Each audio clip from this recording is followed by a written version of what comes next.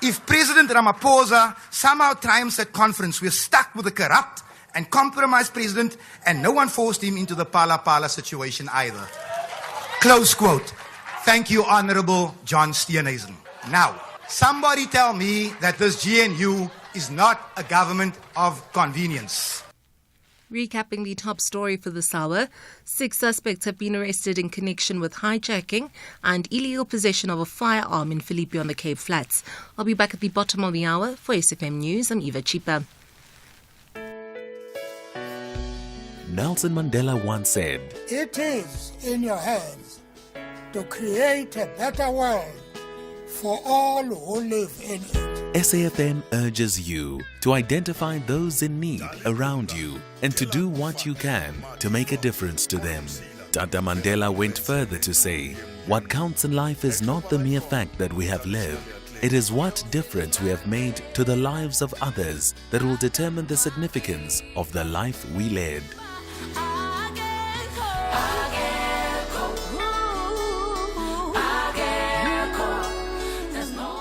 SAFM celebrates Mandela Month.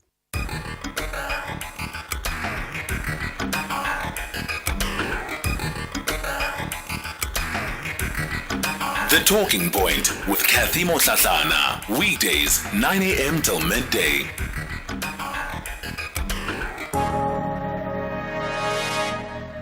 So a father and son get in a car accident and are rushed to hospital. The father dies, and the boy is taken to the operating room, and the surgeon says, "I can't operate on this boy because he's my son." How is this possible? Is the father and the son involved in the car accident? I asked my husband, Patrice. I asked my 3 boys. I asked 2 men who work with me, and they all said to me, it's not possible. Unless maybe the father is part of the extended family and he's an uncle and he's also... The answer is simple. The surgeon is a mother. But because we never ever think of women in those positions, if I say pilot, you see John. If I say surgeon, you see a tall, very big guy, scalpel, you don't see the woman. The petite woman, you don't see her. It's actually 40 to 75% of people who can't solve this riddle because of unconscious bias. We all have unconscious bias, and we pass it on to our children, and they don't see themselves in the positions that they should be. Now, I'm sure you're all familiar with the proverb, if you want to go fast, you go alone. But if you want to go far, you go together. And this is why I'd like to urge every one of us in your own homes, in your workspaces, in your own areas of influence. I'd like you to encourage more girls and boys to enter the STEM fields. Tell our girls that they can become anything they wish to become. Tell them that it is important that they contribute their expertise to advance humanity, and tell them that keeping up with technology, science, and maths, not with the Kardashians, will lead them to phenomenal success. Dr. Precious Moloi-Motsepe, founder and CEO of Africa Fashion International, businesswoman and philanthropist. Yeah, tell them to keep up with maths and science and technology and not keep up with the Kardashians. Could not be better said. It's 9:09. Welcome to the Talking Point on this Wednesday morning. We're halfway through the week. I'm Cathy Mohlahlana, and as always, looking forward to being in your company over the next 3 hours. Coming up on the show, we will kick it off with the open line. In fact, we'll be taking your calls on 086 000 2032, 086 000 2032. We're going to kick off that open line with some of our listeners who have continued to experience intimidation from the taxi operators. Just coming onto air today, there was a group of young ladies that got in touch with us and really shared stories of what had happened to them on their way to work this morning. It's an issue we tackled last week, Friday. And I mean, some of the statements that were made by the individuals representing the taxi associations were really scary, you know. When you have an official from the taxi associations, and in this instance, it was from the Metered Taxi Association, who said, well, actually, this intimidation that is taking place it has been ordered. Because we want to transform the industry, because we want Uber and Bolt phased out, we've strategically decided, to partner with the taxi industry and to push for the Shesha app to be downloaded. And he didn't see anything wrong with that. He didn't see that as intimidation. He didn't see that as threatening. And it's incredibly concerning. I did promise that we would follow up on that conversation this week, because at the time they were scheduled to have meetings on Friday midday and really come back to us about what their intervention plan was in order to make sure that those taxi operators that are conducting this behavior, that can be called out and that steps can be taken against these individuals. But also more broadly, that kind of behavior should really stop and should really be discouraged. It doesn't look like that has happened. So if you have had an experience this week with the continuing, it seems, intimidation by some of the taxi operators through their patrollers or marshals, I'd love to hear from you this morning. Coming up in the second hour of the show for Citizens Corner today, we're going to be looking at recreational centers in community. And these are such an important part of how communities are constructed, because it is within these recreational centers that you've got young people that often are able to take advantage of whatever developmental services are offered or even skill services are offered.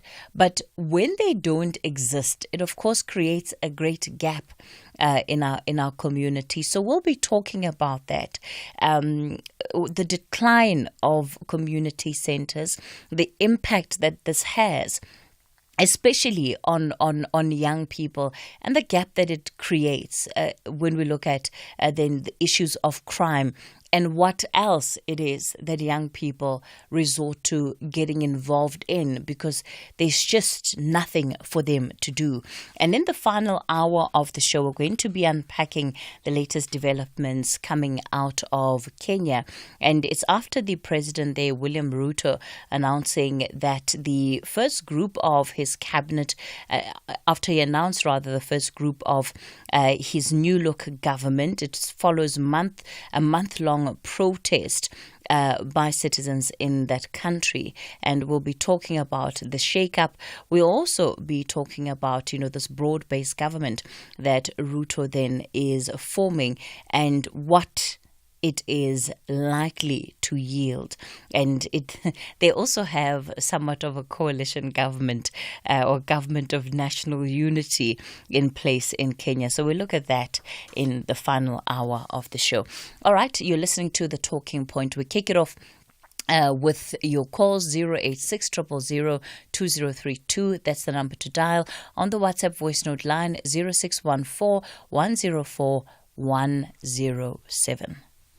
The basic needs of the masses of the people must be addressed. When scores of South Africans across the country cast their first democratic vote in those long crisscrossing queues, Rene Relida. When we laid our hands on that coveted Webb Ellis Cup for the very first time, Rene Relida.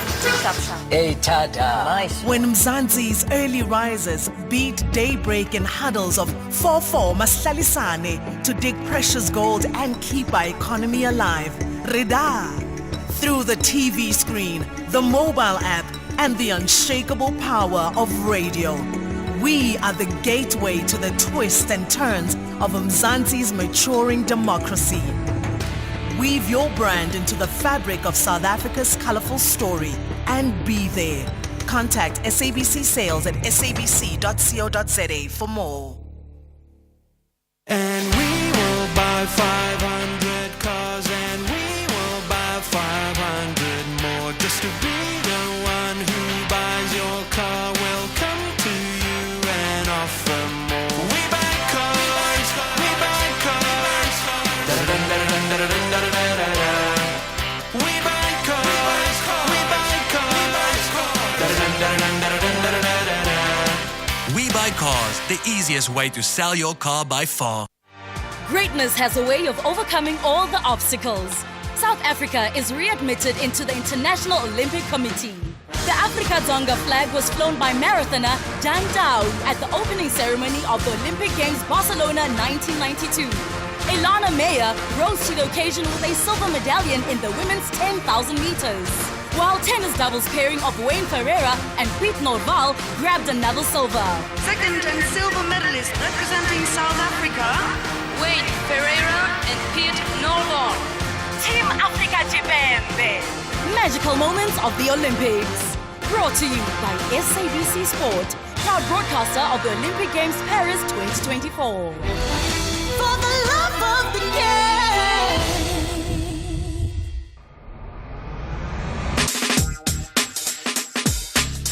SAFM, leading the conversation.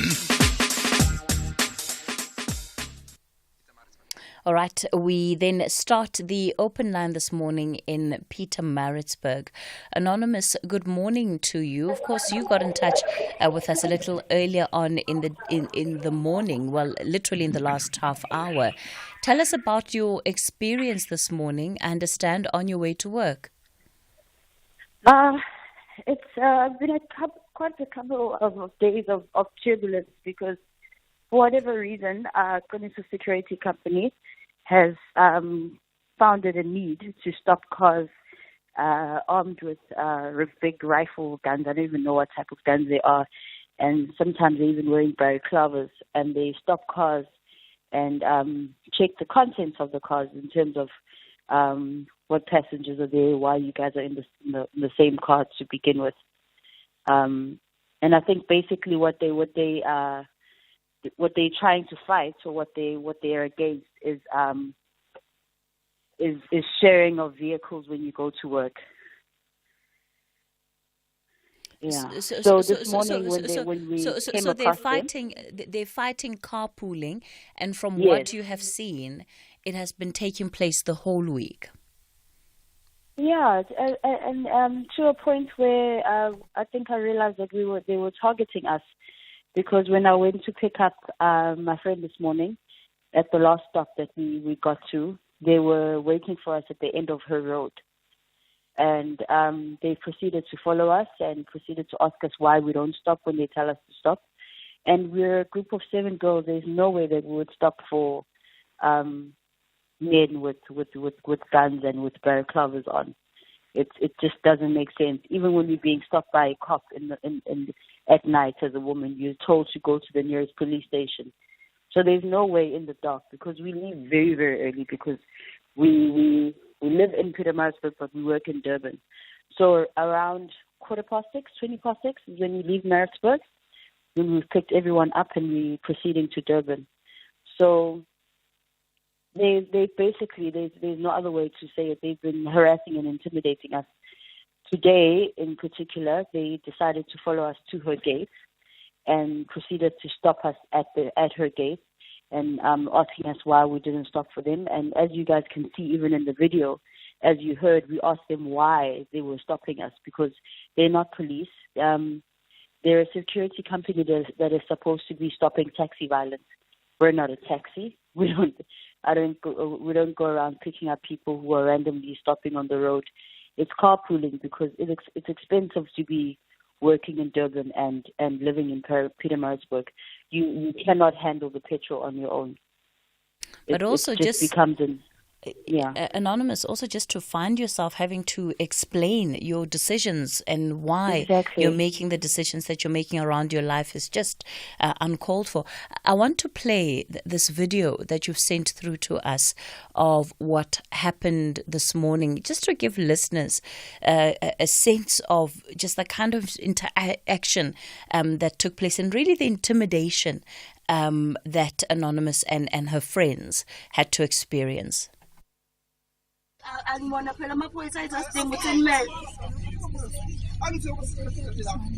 Kodwa akekho umuntu osifazane okwamela umuntu osilisa nje abangabazi ovulela but Zanele unlock Zanele unlock emva kwami iwindi la iwindow unlock futhi Zanele sonke ehlisa Zanele No, ngidlalela conversation. I have every right to put the phone yami. Angikuveze ngisho ukuthi la. Uzabeza umyeni wami manje because uyiphoyisa. Nina nisimiselane futhi, nisimiselane. Ukephi umthetho ekuthiwa ama security amisa imoto ze public. Ikephi umthetho la ekuthiwa imoto ama security amisa.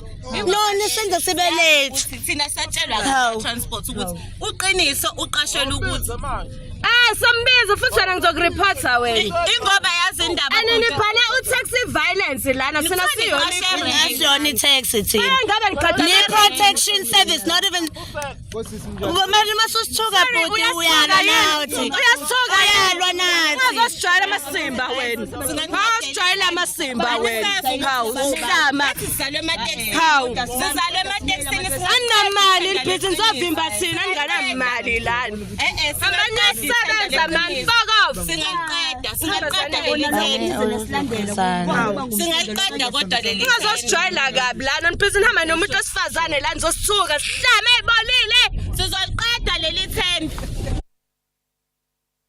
All right, as you can hear, quite heated scenes, and I do apologize for the language, particularly the foul language in that clip. We weren't aware of how deep things got, but it gives you an indication of just what happened within this in interaction. Anonymous, it was quite heated, and as you're saying, rightfully so, you have these individuals that are armed with balaclavas on their faces that had stopped you. How did you feel after that? Because again, one can hear your fear levels increasing as they move closer to the car, and that's what our listeners, of course, don't see, is that they move closer to the car. At some point, they're standing over the car, and then you try to drive off while this exchange is taking place. Yeah, it's actually something that's well known that they do. In many instances, we know that most of the time they even take the car keys of the car and they stop you guys from going to work. And like I'm saying, it's been quite a couple of days of them trying to flag us down, and it's just before we off ramp onto the freeway. And we've been driving off and leaving them like that. Today, on this particular day, they didn't have the balaclavas on. They have their open faces, but other days they've had balaclavas and guns. So we know that they have guns. So I think it was a very scary situation because, like as I'm saying, we as the carpool we females only. So and I think even the previous day they weren't able to even see us because we were going in a different vehicle. Because most of us are drivers anyway. So if there's an issue with the transport, anyone can just come with their car and we'll carpool down with that car to Durban. So it literally feels as if they're targeting certain vehicles because they took the time to take a picture of the disc and take the number plate, all these things that I don't believe a security company is allowed to do. First of all, we would have never stopped for them. It's because they blocked us at the entrance of where we were, and so there was no going forward for us. So Anonymous? When we tried to drive off as well, they continued to talk to us and to shout at us and to swear at us, and which was completely unnecessary because I don't understand where we could possibly be mixing with them. We're not part of taxi violence. We're not a taxi. The car isn't even registered to do Bolt services or any Taxify services of any sort. So I don't understand what the problem is necessarily. What would you want to see happen, Anonymous? I think there has to be some justice to what goes on, because, like I'm saying, sometimes they even impound vehicles. They demand money from people, and it's something that's continuously happening, and nothing is being done about it. There's been forums that have been sitting down with Departments of Transport and Santaco and all these things, and it literally makes no sense. There's people who've reported that they even in smaller vehicles, they're told to get out of the car because they can't carpool. At some point, something about this has to be done, because we can't end up having people who dictate to who you can have in your vehicle, because it's a private vehicle. It's a private vehicle. It's not registered for anything that is business related. It's not a business vehicle. It's like I said, it's not a Taxify. It's not a Bolt.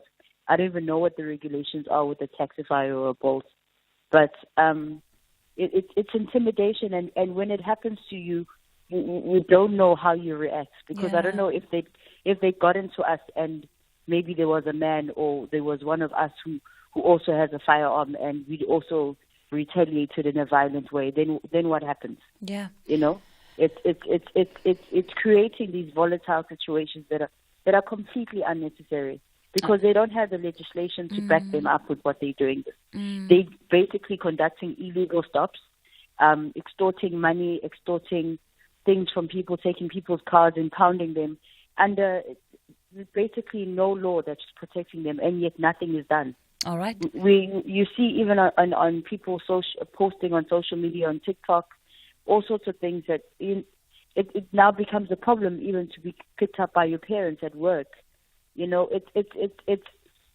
It's bigger than what happened to us this morning. All right. It's a nationwide thing that is just spreading like wildfire, and nothing is being done about it. It's like as citizens, we're not protected, and suddenly now we have security companies that feel that they are above the law, because that's what they are. They're a security company that is supposed to be helping with the protection in taxi violence. Why aren't they at a taxi rank? All right, Anonymous. Protecting the violence there. We're going to have to leave it there. Again, I'm so sorry about the experience that you and your friends and colleagues had to go through this morning. I hope that you're going to go to the police station, open a case. We are also going to be following up with the relevant authorities. So the name of the security company, Qiniso Security, and they say that they're there to monitor taxi violence. I've started getting a messages already coming in that are talking about similar problems. One of our listeners says, reported to Santaco. It must be reported to the police station as an occurrence book entry so that the incident is recorded. The same problem arose and still exists in Belito, in Stanger, and in the Tongaat area out in KZN. So that's another message there. Thanks for that message from Anonymous. Somebody else says, hi, Cathy. I've also been briefly chased in KZN several times by this taxi violence unit. I drive to work alone without occupants. I think the point that this listener is making is that they don't always need you don't have to have occupants in the car for them to do what they do. Somebody else says the police have failed us on this taxi violence issue and taxis stopping people. It's also happening in Gauteng. So yeah, that's part of what you're sharing with us this hour. I'm going to take your calls. I see a number of you already lined up. What we're going to do, we're edging towards news. So I'll take some of the voice notes you've sent through. It'll lead us into the 9:30 news headlines, and then I'm back with your calls. Good morning, Cathy and SAFM listeners. It seems like the future for South Africa is quite bleak because we still have the same ministers from the previous administration. And these ministers portray a terrible picture. They seem to be the type of individuals who sit in their offices on their chairs the whole day with their legs crossed, feet on top of the desk, hands behind their heads, rocking back and forth in their chairs, couldn't care less whether policies are implemented or not because they get their salaries at the end of the month. After all, this is what it has always been about, securing another 5 years of 2 million per annum. It is the cynicism of these politicians that is problematic. Thanks, Lionel Woodbank. Well, good morning, Oscar. It shows that KZN will remain a violent province because of its people, you see. Those people who are hard-headed. So, yeah, it will remain a violent province with all those people with carrying rifles. All they know is to shoot. Yeah, thank you. The Talking Point with Cathy Mohlahlana. Weekdays, 9 a.m. till midday. News making headlines for this hour. The Cooperative Governance and Traditional Affairs Minister, Velonkosi Mhlabisa, says there is no reason to keep dysfunctional municipalities which do not take accountability. He says he plans to dissolve all municipalities found misusing funds. In other news, 6 suspects have been arrested in connection with the hijacking and illegal possession of a firearm in Philippi on the Cape Flats. The Metro Police spokesperson, Ruth Solomons, says the officers spotted a vehicle in the area that had been reported as hijacked in Mitchell's Plain. And lastly, a public inquiry in New Zealand has found that 200,000 children, young people and vulnerable adults have been abused in state and religious care since 1950. I'll be back at 10 with more on these and other stories. For SFM News, I'm Eva Chipa. The reality is that 90% of South Africans don't save enough for retirement. This National Savings Month, why not be part of the 10% who do? Choose an interest rate of up to 12.6% after 60 months with the Nedbank Electronic Optimum Plus account. Anyone over 55 can open theirs via the Nedbank Money app in less than 2 minutes. Join the bank that's best for your savings goals. See money differently. Nedbank. We're a licensed FSP and registered credit provider. T's and C's apply. Divas in Concert, a monumental event, a captivating celebration featuring Simpiwe Dana, Thandiswa Mazwai, and Makazi. Hosted by the ever-charismatic Alfie Sipho. Join us on the 10th of August from 10 a.m. until 6 p.m. at Max Park Sports Complex. Tickets are available now at Web Tickets. For a chance to win tickets, follow the Star newspaper at @the_Star_news on Twitter. If you love premium documentaries, then we know you love Thursday nights on S3. Broadcaster Alice Levine asks if there's anything such as normal when it comes to sex and sexuality in the 2020s. She meets sexual adventurers up and down Britain, those pushing the boundaries of sex, intimacy and relationships. Tune into Sex Actually, Thursdays at 9 p.m. Channel your inner curiosity with BBC Primetime, only on S3. Open up.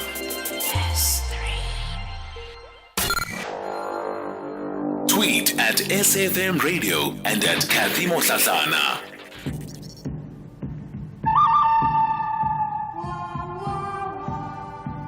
This is the charge. Now you have him executed.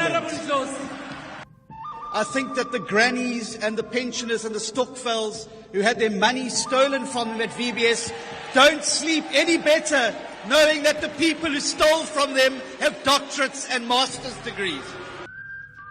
I want to say to Honorable Judge Slope, I'm sitting there and I'm shocked because you, Honorable Judge, have sent many of my old friends to jail with Roman Dutch law, which you enjoyed. You never saw something wrong with Roman Dutch law. Today, when you're no longer there, now you are seeing something wrong with Roman Dutch law. And he didn't say anything about sports, about arts. He gets there. What's going to happen about the arts?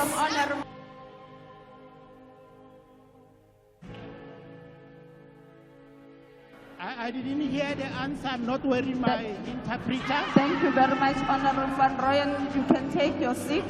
Honorable Groenewald, can you continue? Oh, I just wanted to check with him if he's ready to tell the nation who killed Chris Hani. We should nominate Mr. Cyril Matamela Ramaphosa for the SAFCAS Awards for Best Fiction. If there is no such a category, we must introduce a category of even a Lifetime Achiever Award on fiction.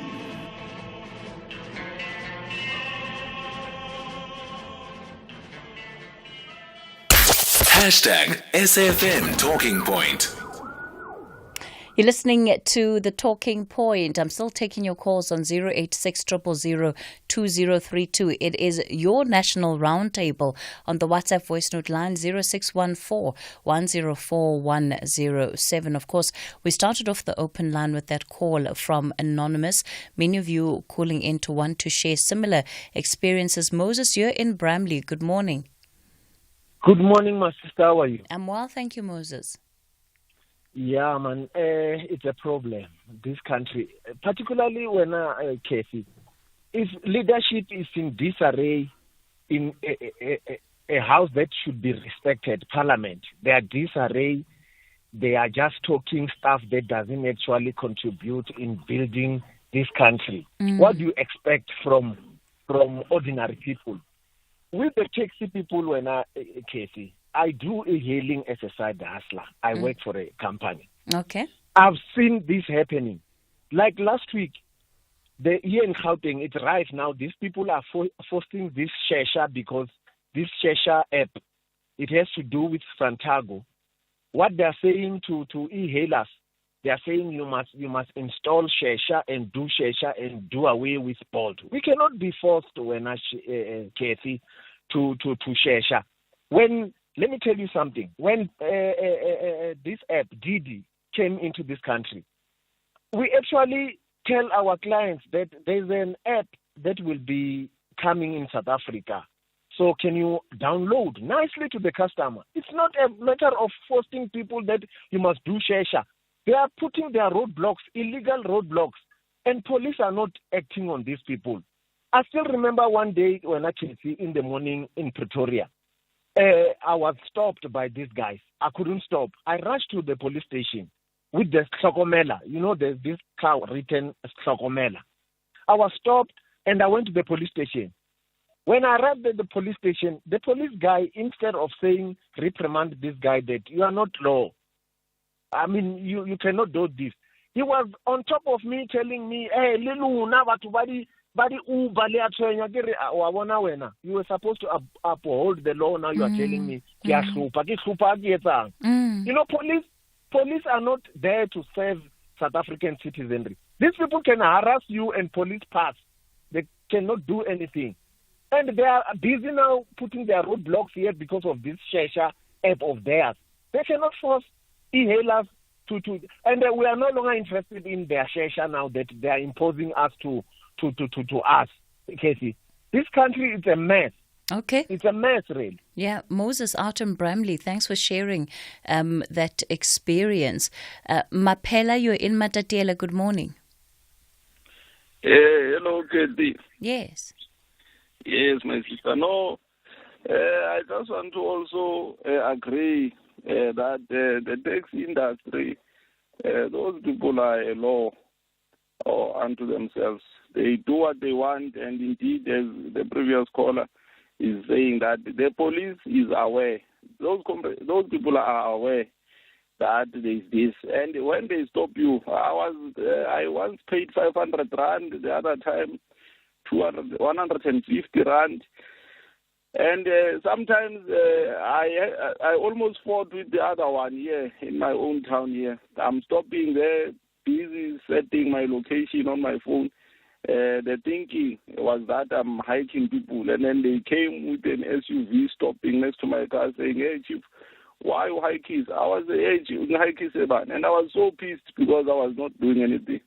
So those are unnecessary things that the lady was talking about to say, yeah, there is no law in this country. But I'm also interested in the language, the one that you apologized for, Kate, to say, ladies must also refrain from this verbal abuse, because most of the time ladies enjoy ukthukana, and then a male character will be violent, and then the lady will now come and say, claim the victimhood. No, Maphela, I don't think that's fair. I don't think that's fair. These women were stopped on the way to work, right? They parked their car in front of their vehicle. They physically stopped them and were intimidating them. And anybody can hear that these women are responding out of the fear of the moment that they are in. They've been followed, they've been tracked down, and and that's why Anonymous was saying that you don't know how you will respond in the moment. So when you're under threat, you're responding in the best way you know how. So you can't say when somebody has initiated violence and initiated that intimidation and continues to be violent. And if you listen carefully as well, they were the ones that started swearing at these women. So no, I don't take that. I don't take that. No, it's good, Katie. I hear you that you might not know how to respond, but some of us who have been victims of this. One time here, a lady came to myself and said I almost hit her with the car. And then while I was trying to respond to her, she even threw a rock onto my car and said, do what you want to do. But I understand I might be connecting two things that are not connecting. Yeah, I think so. All right, Maphela. Maphela out in Matatiele. Yeah, the reality is that when the adrenaline is flowing and, you feel like you are under threat, which is what happened with this group of young women, the situation basically created an environment in which you had that kind of exchange. Let me go to Shorty. Shorty, you're in Mafesa. Good morning. Good morning, Cathy. How are you? I'm well, thank you. Thank you. This morning I want to talk about poor service delivery in our local municipality of Lebellengombe in Capricorn District in Limpopo. Our municipality is very useless when it comes to service delivery cases. We are struggling in the rural areas of Lebellengombe, especially in Mafefe. In our ward, Lebellengombe 128, we don't have a clinic. For us to go to clinic, we have to go to ward 29. So for 30 years in a democracy, we still don't have a ward. Our people here, there's no job opportunity, no economic opportunities. The only job that maybe the municipality is providing is EPWP program. And those EPWP programs are only for the ANC people who support the ANC and vote for the ANC. If you don't vote for the ANC, if you don't support the ANC, they guarantee you will not get EPWP. The policy of local municipality before was that if there is an EPWP program work, they use criteria of yes or no, because it doesn't require interview and CVs. So, but now they are no longer doing that. There's just the family, the councillor, the family, the ward committee councillor, if you don't vote ANC, but not terminate a contract or EPWP or contract EPWP we don't vote for the ANC. So it is very painful. And the worst part is that our Ward 28 in Lebillengumbi is a stronghold of the ANC in Lebillengumbi municipality party. The service delivery is appalling. There is no service delivery here. The municipality is useless, Katie. And then is useless, incompetent, and lazy councillors. So it's a disaster in our local municipality. Shoti, I hear your frustration completely, and I wish there was something that I could say that would suggest that they can be action, there can be steps. The reality is that when it comes to failing local government, there simply is no political will. There's no political will to hold those individuals that have been deployed into certain positions by their political parties accountable. And we now understand that the politicization of the administration of local government renders it completely vulnerable to the kind of scenarios, Shoti, that you're experiencing. And the best thing is probably going to have to be to try and also go to the ANC structures in the municipality and report it. Otherwise, maybe it's you have to think about, as a community, well, what other options do you have? That's the unfortunate state of affairs. Yeah, exactly, Katie. At some point, we must even, I have been thinking to some point, try to go and make our residents aware that as the residents, they have responsibility to hold these councillors accountable. Absolutely. It's not only the responsibility of the political parties. Absolutely. So, exactly. So, but when you are doing this as an active citizen and you are sitting in the rural areas of Massafe, so some people hate you. There will be a hatred or no city is trying to do this and this and this. But the reality is that if these people are not delivering, we must hold them accountable. Okay, Shoti, we're going to have to leave it there out in Mafese. Yeah, all the best. All you can do is come together as communities, because that makes your collective voice really strong, and you're able to push for some kind of change. Kabelo, you're in Soweto. Good morning. Hello, Katie, how are you? I'm well, thank you, Kabelo. I'm good. I was even saying, I can't wait to have my car. Association, that's very powerful. It's so powerful in such a way it can control Josie and make it clean. Even SAPS fails to do that, but the way the associations are so powerful. Last year I saw the Tembisa Association and the Soweto Association near Pre. It was so clean. They are so powerful. They have power than the government. I don't know how this situation can be tackled. They are playing with people, they are so rude. Even if you're getting the checks, you should have the change. Because if you don't have the change, like you come with 200 rand or you come with 100 rand, they're going to shout at you, oh, we're not change. And it's their responsibility, because it's their business to have the change for the customers, for the passengers. And I think, Kabelo, the reality is that as motorists, we've taken the abuse, right? We almost live with the abuse.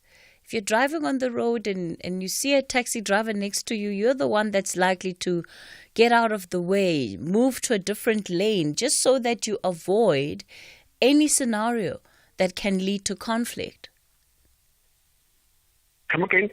So what I'm saying, Kabelo, is that we're so used to the intimidation that we even try to work around it as everybody else that's not part of the industry, that's not a taxi driver, because you just don't want to get into trouble with them. Yeah. It has become a norm. They are the bullies. Yes, they are bullies, Kabelo. They are bullies. You're right. Right. You're absolutely right. Okay, Kabelo in Soweto, thanks for calling in. KD, you're in the Northern Cape. Good morning.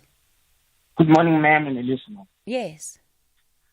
Well, Kevin, last week I did touch slightly on this issue, and I mentioned that the taxi industry is an institution where black people are in charge of, but they handle it the way they do. But it brings me to my point today, where I think that there is a bigger issue that these things are coming from.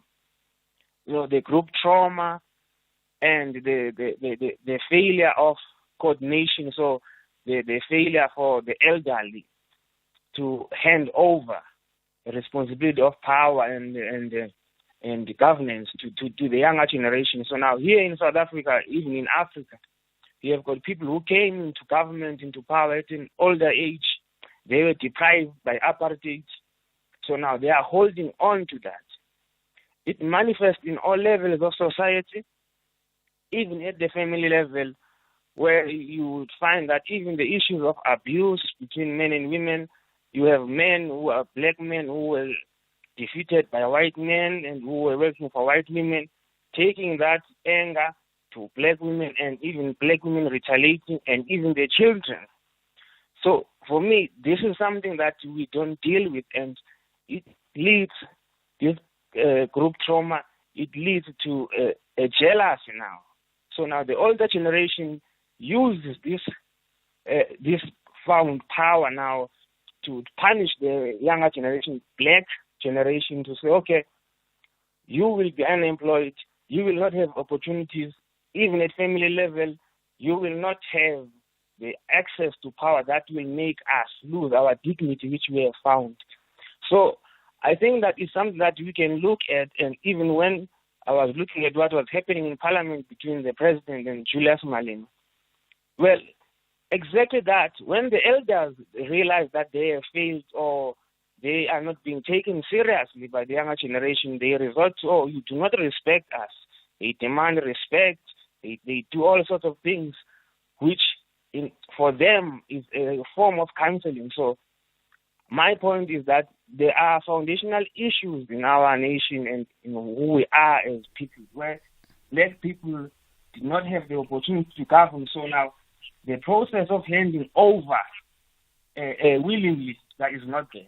Yeah, KD, I think how you described it also in terms of, the group trauma and how we perpetuate these cycles of trauma, whether consciously or subconsciously so, is also just, such an important thing to highlight. It's an important observation to also highlight for our society.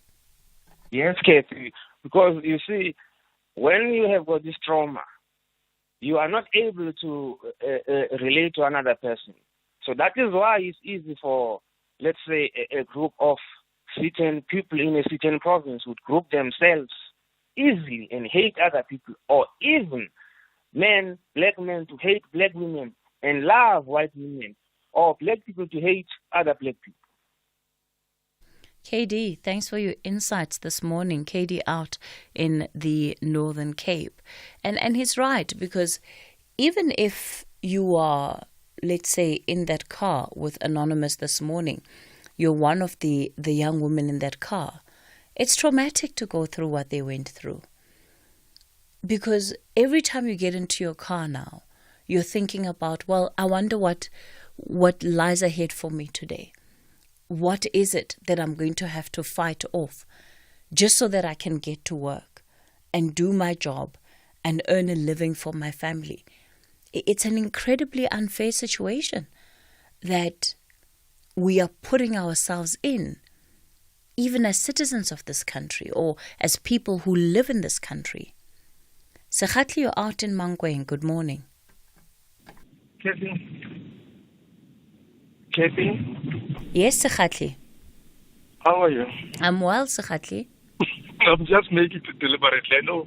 I just wanted to check if you're going to say what I'm Don't do that. Don't do that. What do you want to talk about, Sekhatli? Okay. Cathy, let's talk about that 780 billion rand that it's owed to the municipality. I mean, by municipality to ESCOM.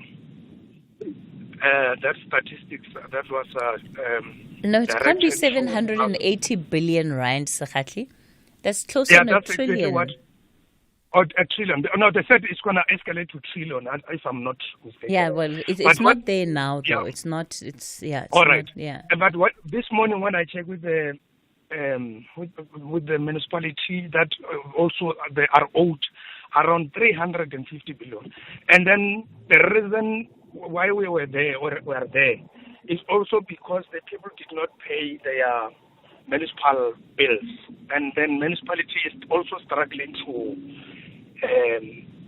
make their payments. But it's not an excuse, because some of the electricity, when you check, it's one that they lent from Eskom and then they fail to repay Eskom.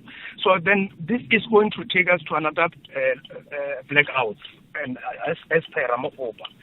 So I suggest that what they need to do now is just to track down all those people who are owing. And especially because I'm so disappointed, because we are there because of the big businesses that are actually using electricity from Eskom, from municipality, and then they don't pay. So why they don't disconnect those people and then garnish them, take them to court, and then let's do things the old ways. You know, old Sakhatli, ways. I think Yes. if it was that easy, it would have been done. Remember, what happens with most municipalities is that a lot of them, especially those that are unable to pay their Eskom bills, have big problems with billing as well. So if your billing system is not functional, you're unable to collect revenue, and then the problem just exacerbates. So then now there is a problem, because we might face another blackout, and then that thing, we don't want it. It was actually, some of us, we even lost some kilograms just because we realized later that the reason was only electricity.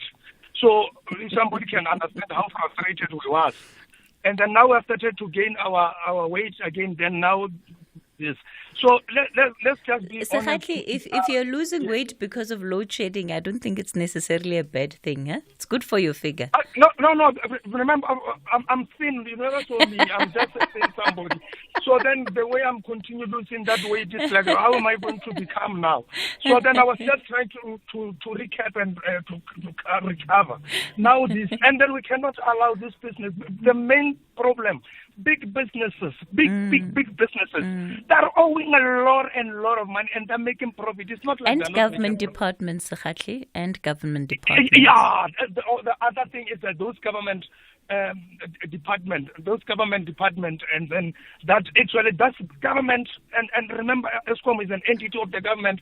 Somebody is owing himself or herself the other way around. So they just have to fix this problem, because we don't want to go back there. And secondly, Sakhatli, we're going to have to leave it there. Sakhatli out in Mankweng. Let me go to Cape Town. Matwaiha Ayakuba, good morning. Good morning, Cathy. And how are you? Yes, good. Go for it. Quickly, Cathy. The time is up.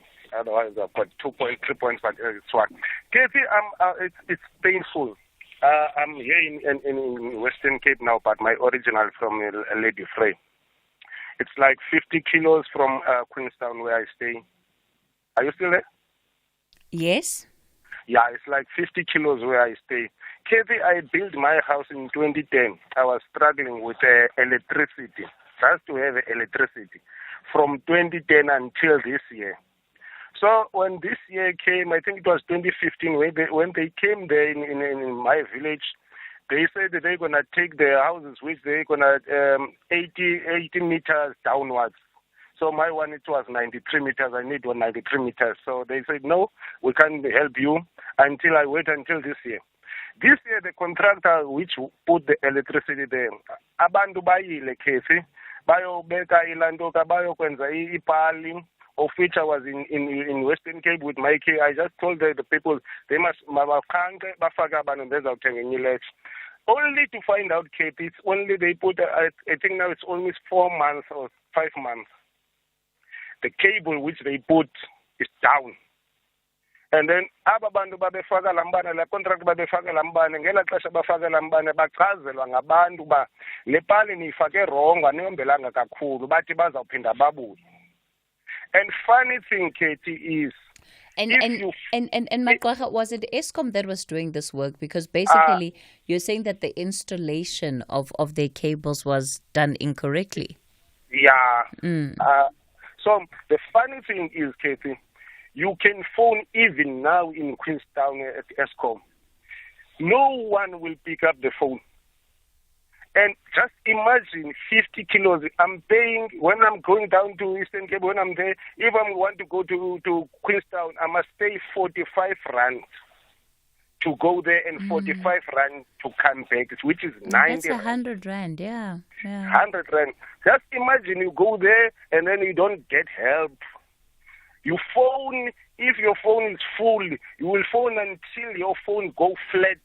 No one pick up the phone there in Queenstown.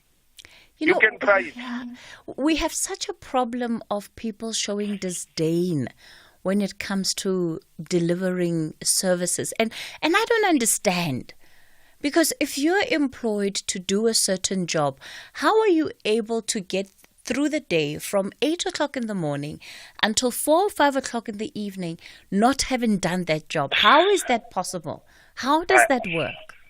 I don't know, Katie, because I don't want to be like a sound racist, but the black people, our people, which we trust them, they let us down. Really. Okay.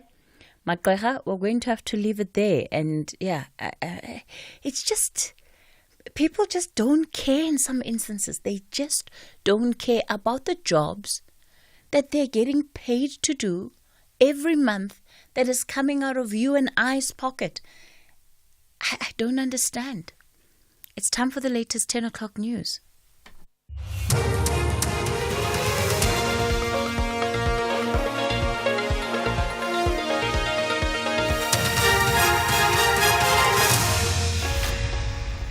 Thanks, Cathy. Top stories for this hour. Tlhabisa talks tough on underperforming municipalities and suspects arrested in connection with the hijacking. Good morning. I'm Eva Chipa. The Cooperative Governance and Traditional Affairs Minister, Velunkosi Tlhabisa, says there is no reason to keep dysfunctional municipalities which do not take accountability. He says he plans to dissolve all municipalities found misusing funds. Tlhabisa's statement comes after the 2022-23 State of Local Government report, which revealed a concerning increase in dysfunctional municipalities from 64 to 66.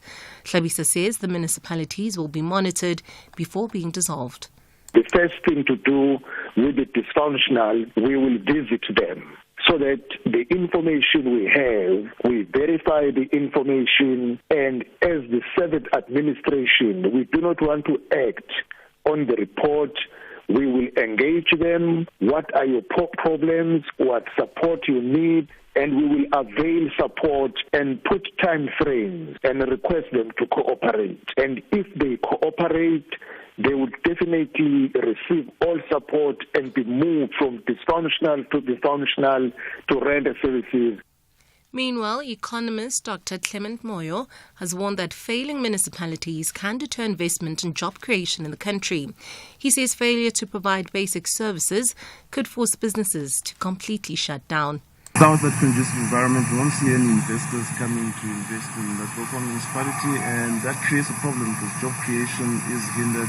So municipalities are supposed to provide, bulk services, water, electricity. These are supposed to be of good standard in order to ensure that investors are willing to come in and invest in the local economy. In other news, 6 suspects have been arrested in connection with the hijacking and illegal possession of a firearm in Philippi on the Cape Flats. The Metro Police spokesperson, Ruth Solomons, says the officers spotted a vehicle in the area that had been reported as hijacked in Mitchell's Plain. She says 2 occupants got out the vehicle and ran towards another vehicle which had 4 other suspects.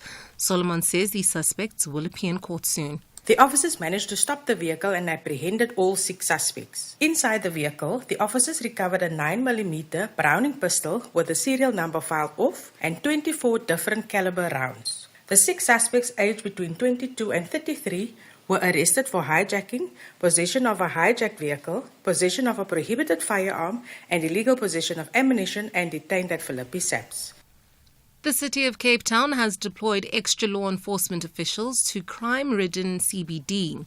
The Mayor Gordon Hill-Lewis says the deployment forms part of their plan to address crime in areas such as Bellville, Mitchells Plain and Wynberg. He says 18 officers have been deployed to Bellville CBD, while 32 others will be split between Mitchells Plain and Wynberg.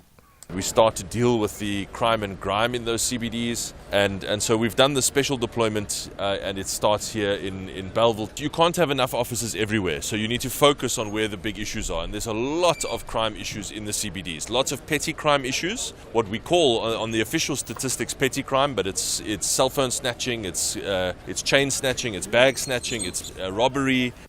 And lastly, looking further afield, a public inquiry into New Zealand has found that 200,000 children, young people and vulnerable adults have been abused in state and religious care since 1950. They spoke to victims of rapes, sterilization and electric shocks. It found that those from the indigenous Maori community and people with disabilities were particularly affected by the abuse, which peaked in the 1960s. New Zealand's Prime Minister Christopher Luxon says the findings represent a dark day in the country's history. I cannot take away your pain, but I can tell you this. Today you are heard and you are believed. The state was supposed to care for you, to protect you, but instead it subjected you to unimaginable physical, emotional, mental and sexual abuse. And as a society and as a state, we should have done better, and I am determined that we will do so. Recapping the top story for this hour, the Cooperative Governance and Traditional Affairs Minister, Velunkosi Nihlabisa, says there is no reason to keep dysfunctional municipalities which do not take accountability. He says he plans to dissolve all municipalities that are found to be misusing funds. For SFM News, I'm Eva Chipa. Attention ladies, join us on Saturday, August 17th, 2024 for the Star Choice is Yours Women's Day event at Altitude Fourways, a day dedicated to empowerment, inspiration and transformation. Engage with dynamic speakers, attend interactive conversations and connect with amazing women just like you. The event will be hosted by the fabulous Natingai. Don't miss out on this opportunity to celebrate and elevate yourself. Get your tickets now at www.quicket.co.za for 550 Rand, drinks, food and a gift bag included. Plus, stand a chance to win an honor product. This incredible event is powered by independent media and the Honor 200 series. Weeknights on S3 are all about winning, and winning big with Wheel of Fortune. For the first time in South Africa, Wheel of Fortune is on S3, Monday to Friday at 7:30 p.m, where Rorisang has South Africans locked into the world of word puzzles. Watch contestants spin the wheel to stand a chance of walking away with 100,000 Rand, or a car valued at over 500,000 Rand. You can also be part of the show and win big. To be part of the show, log on to wheeloffortunesa.tv and let the wheel decide your fate. Channel your inner wordsmith with Wheel of Fortune SA on S3. Open up. Cathy Mohlahlana on SAFM. We continue the conversation on the talking point at 7 after 10 o'clock. Welcome to the second hour of the show. Coming up in this hour, it is a Wednesday, so we're looking at a Citizen's Corner. And today we're focusing on the role of recreational centres, particularly in community development, and the state of these recreational centres. We've seen an incredible decline, right, in the infrastructure that is available in communities, and even where there is infrastructure, the quality of that infrastructure is often in a very poor state. And so we are then going to take a look at this particular conversation with a number of guests. All of them work within the space and they run these centres, and they'll give us a sense of just what is lost to communities when these centres are not in a functional state. Of course, you're more than welcome to be part of the conversation. Before we get into it, your WhatsApp voice notes from the open line. Sis Cathy, good morning. Yes, South Africa is a very painful country to live in. police can't do anything because they were told and their rules were changed to suit the current thugs kind of life. I'll give you an example. The police can just pass when somebody's harassing you, and the only time maybe they will try is when that person has injured you. Because then when you go to police station again, they'll ask you, did this person do anything to you? Hi, this is Cathy. To be honest with you, as e-hailers, we were very excited that at least there is South African app that is coming. And we were excited about it, and we were willing to join it. So after their behavior, especially amalgamating with the taxi guys, we really lost interest. I had an app. I downloaded the app before I was told to download it. So immediately after this attitude, so I had to delete it. I completely deleted it. I'm no longer interested in it because of their behavior. Anyway, it's Claude from Bodyport. I think that's... Hi, Cathy. We're experiencing the same problem in Western Cape. Strand, Nomzam, the taxi owners or bosses and the drivers will be blocking us if you go out of the location, checking each and every private car whether you have people inside that's going to work, or is it your family? They don't care. As long as there's people inside, you're not allowed to do that. And they claim that you must pay for those people. So it's totally unacceptable, Cathy. And the police are not doing anything about it. They are aware, but they're not doing anything about it. Thank you.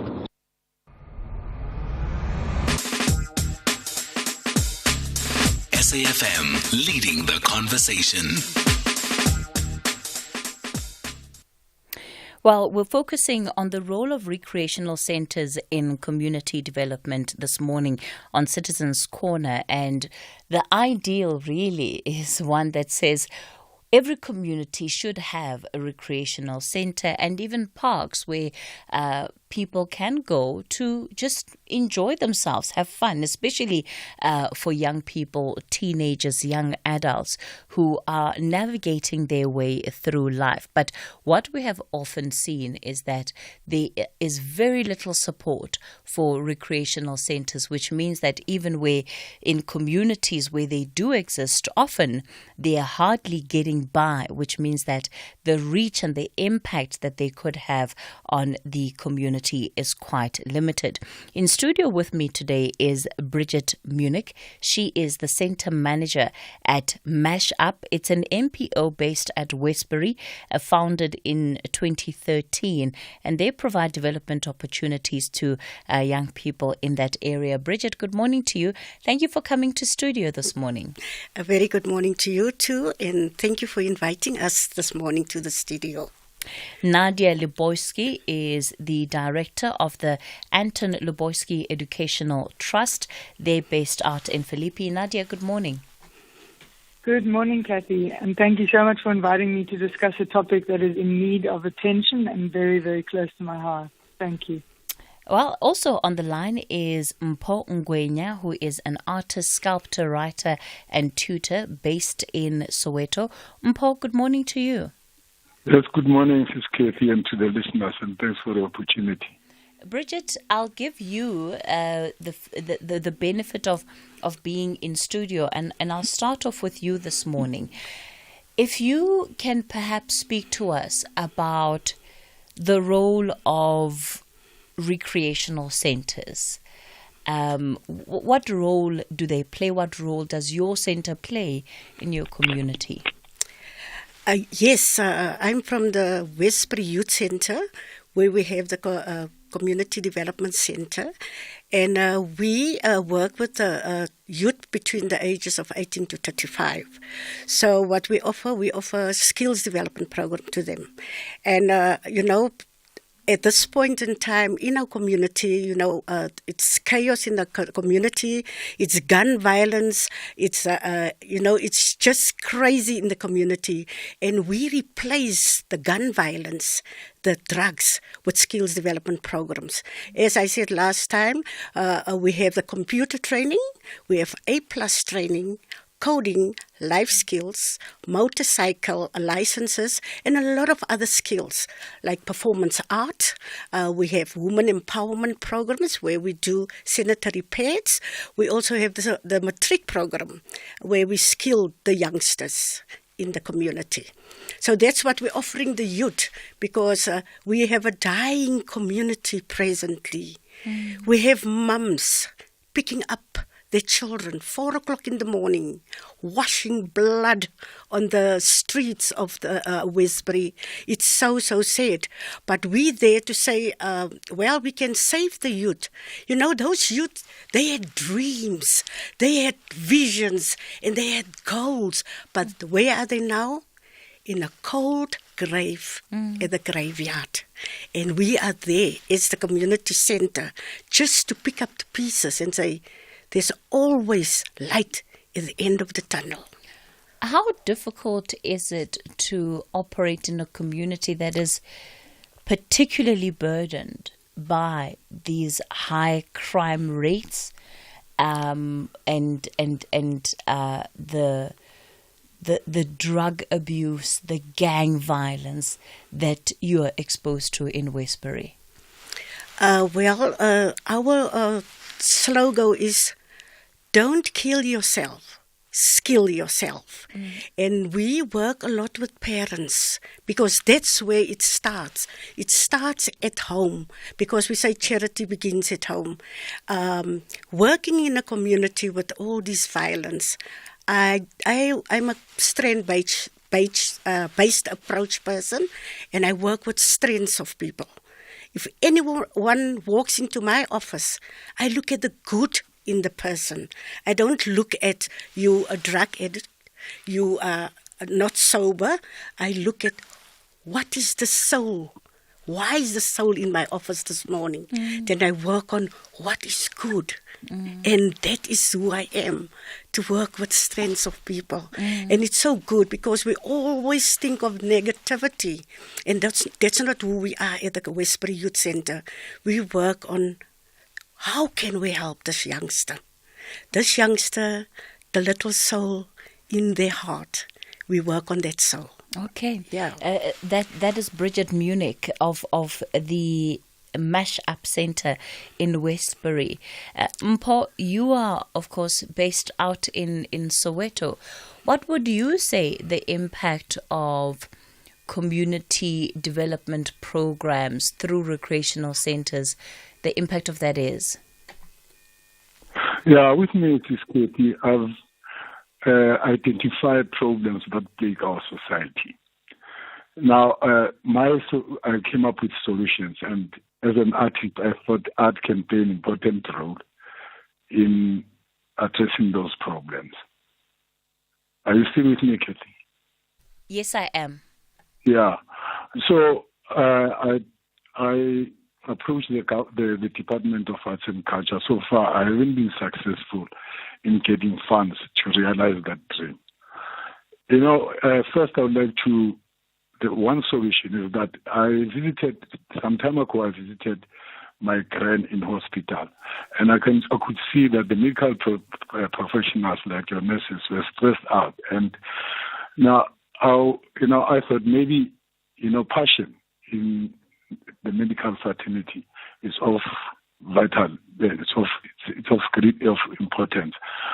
So I decided that what should I do is that I should take my artwork and with other artists and place them at schools and approach approach principals to identify children who think that are cut out for a career in medical professionals, so that these children can be taken to the nearest hospital, maybe for an hour or two, so that they can experience what is exactly required for them to be medical professionals when they finish their academic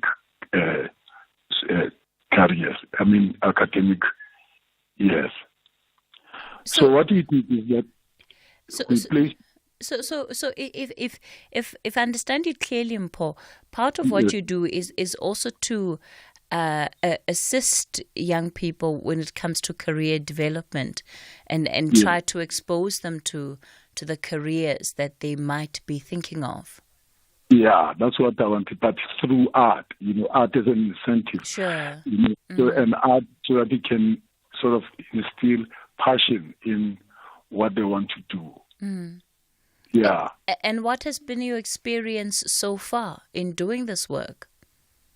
Well, the thing is that, Casey, I used to run, go to the hospitals and meet the CEOs, and I even went to the Department of Arts and Culture, and, it did not, because that thing, I started it, I think, around 2011. I still have the list of the learners that wanted to take part in this program.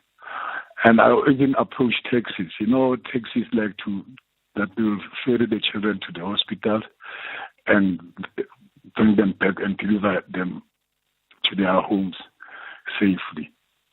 So I've been struggling, and I approached a few schools around my area.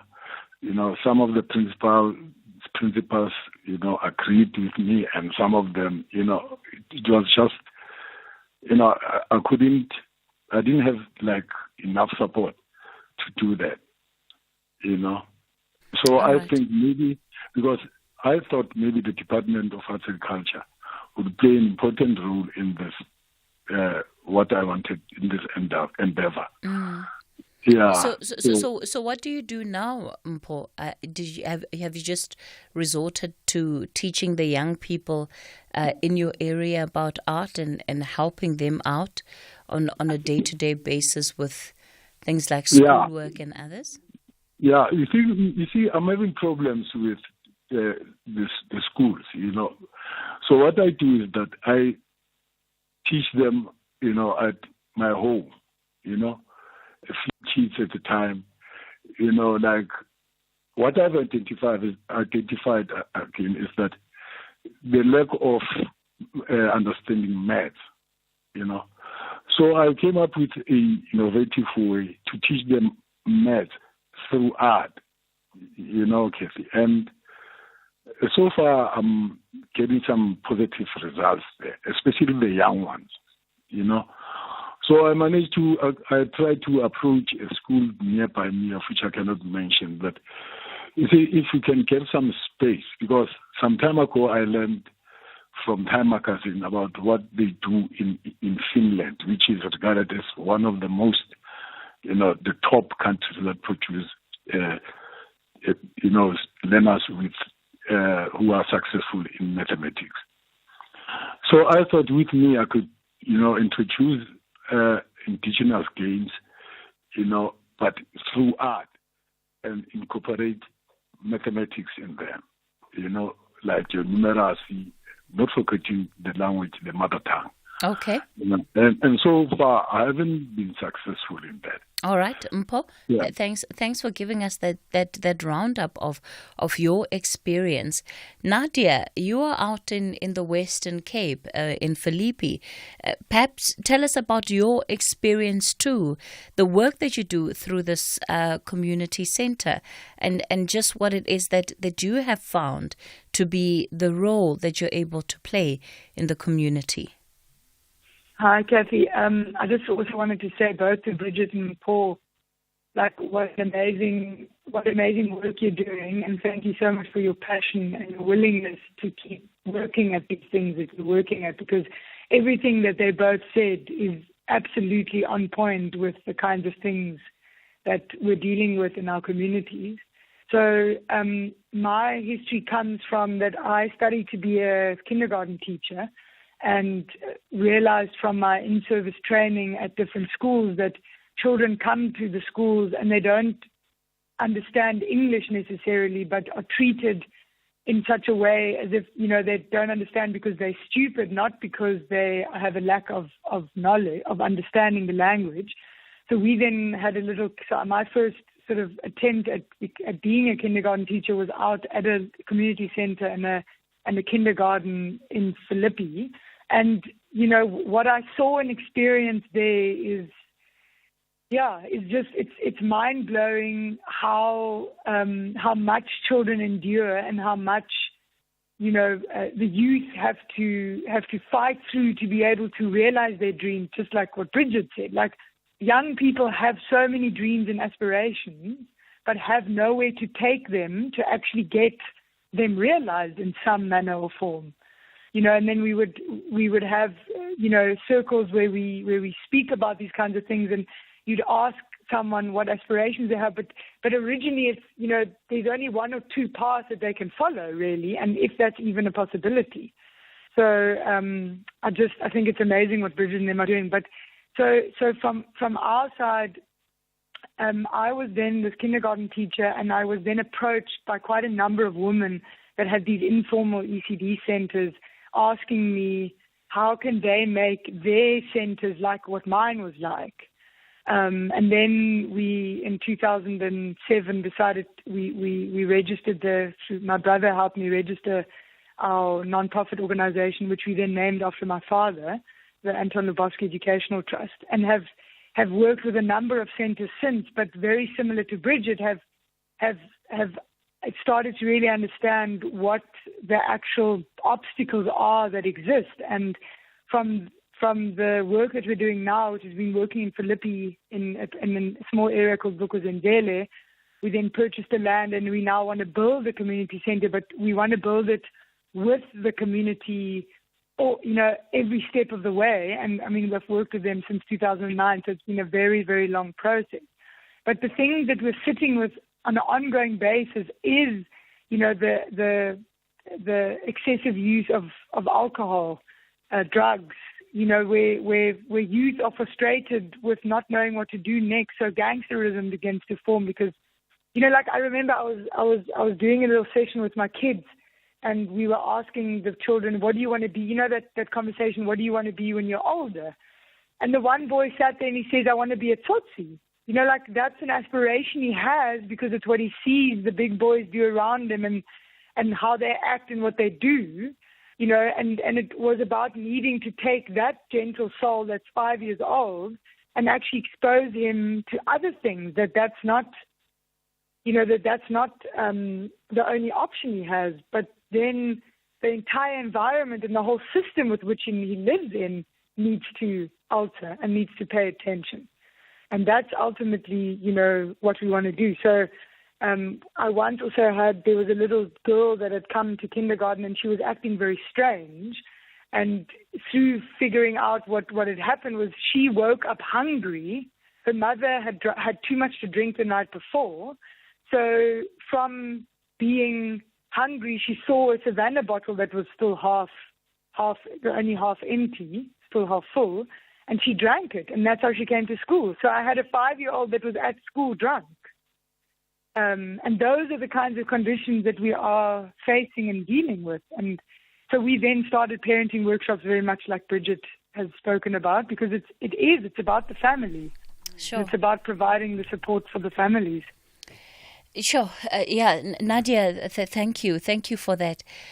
Bridget, as Nadia is speaking, of course, agreeing with a lot of what she's saying, how important is it to be able to create alternative pathways for young people who are in Westbury, who are in Soweto, who are in Philippi, that show them that there are different things that you can be in life, and that what you are experiencing on a day-to-day basis is not necessarily how the rest of the world lives? Yes, like Nadia said, we also have role models in the community. And one of them is a gentleman named Jody Meyer. What we do, we take the youngsters out of Westbury and we take them to a lodge and we do skills training with them to let them see that it's not the bad things in life. There's also good things in life. So we take them out of the community to experience life outside the community. Also, we have the performance art at the Westbury Youth Centre, where we teach them, even if you're not educational, you're not good in that side, you can still do the other part. If you're a singer, you can sing. If you're an actor, you can act.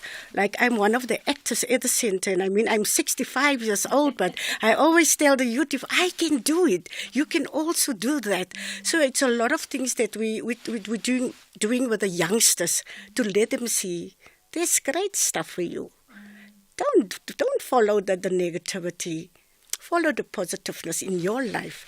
We also have this beautiful program that we have, the matric program, where the matriculants, in the community, they live in a one-bedroom flat. They live in a bachelor. What we do, we have a hostel there. If they write matrics, this is the matriculants, they move into the hostel, and we gave them, the space to study. It's a study program. We gave them that space where you share. You have your own room. I mean, there's no noise. You can be silent in your study time. We give them breakfast. We give them supper.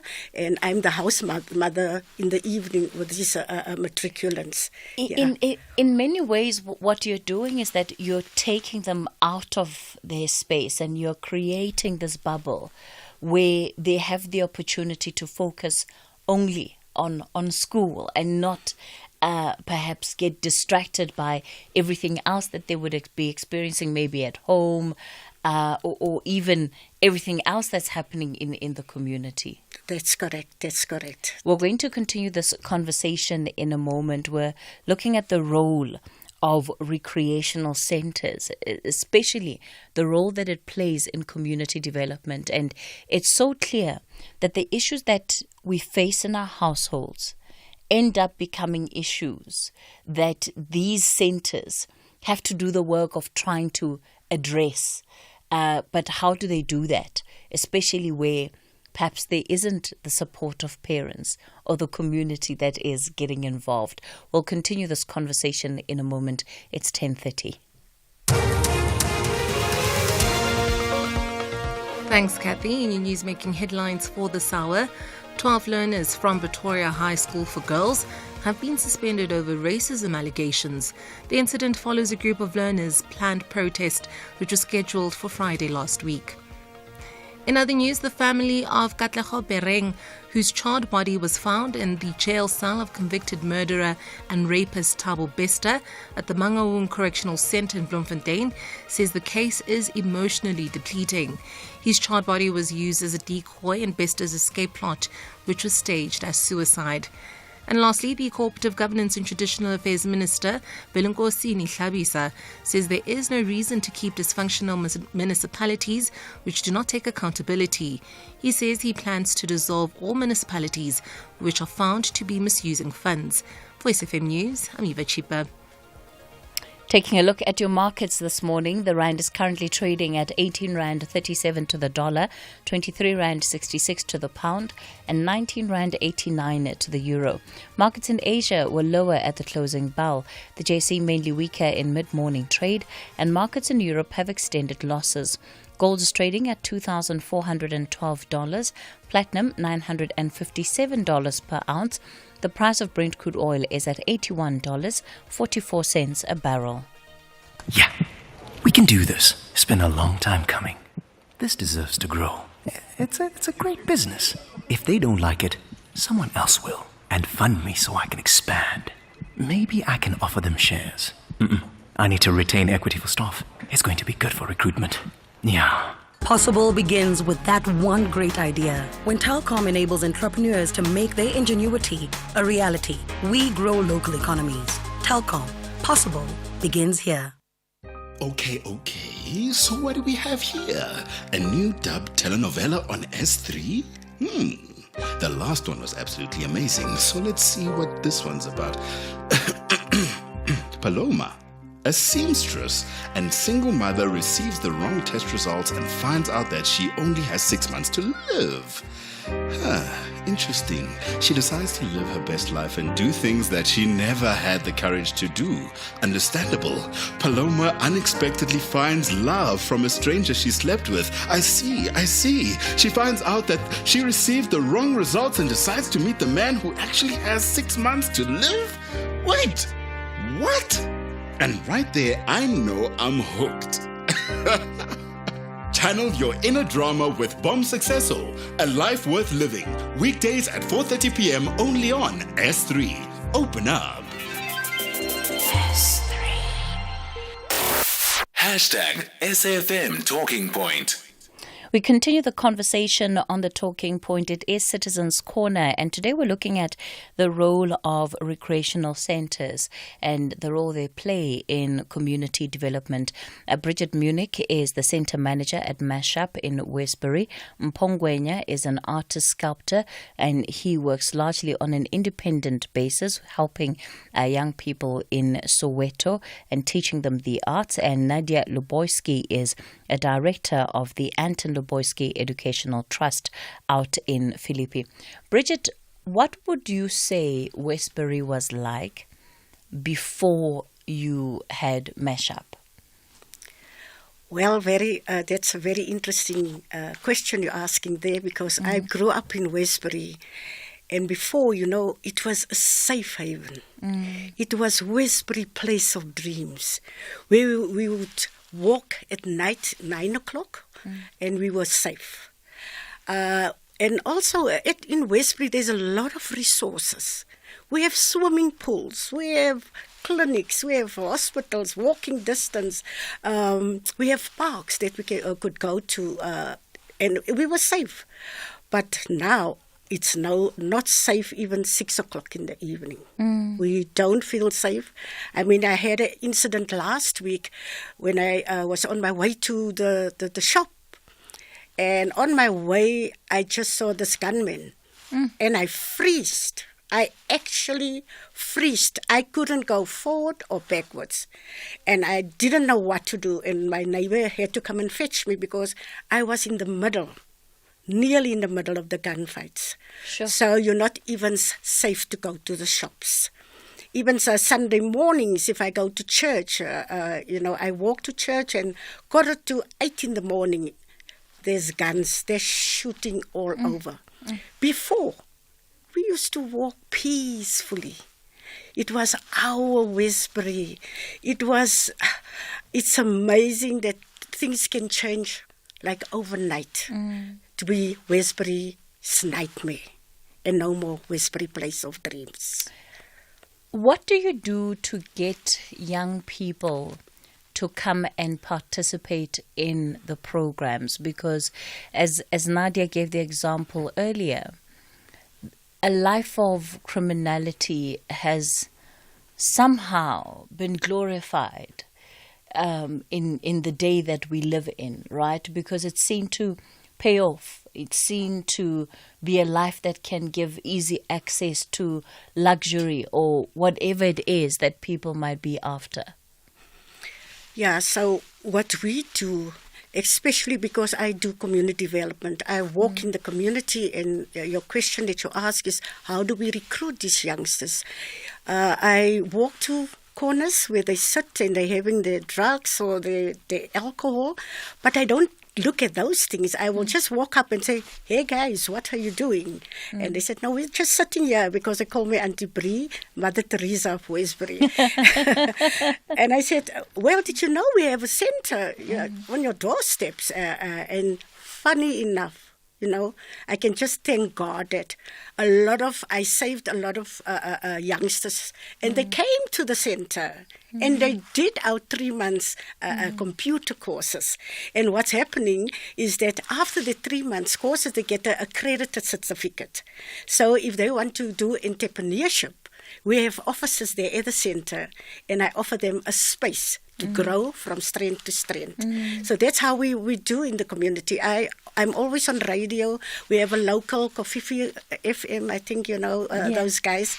I'm always on that. And after my talk on radio, if I come down because I'm downstairs, there's a queue waiting for Auntie Brie to sign up for this because I tell them, you must kill yourself, and I can shout on radio too.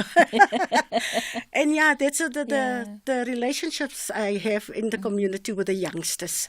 Paul, what do you do to recruit young people into some of the services that you're offering?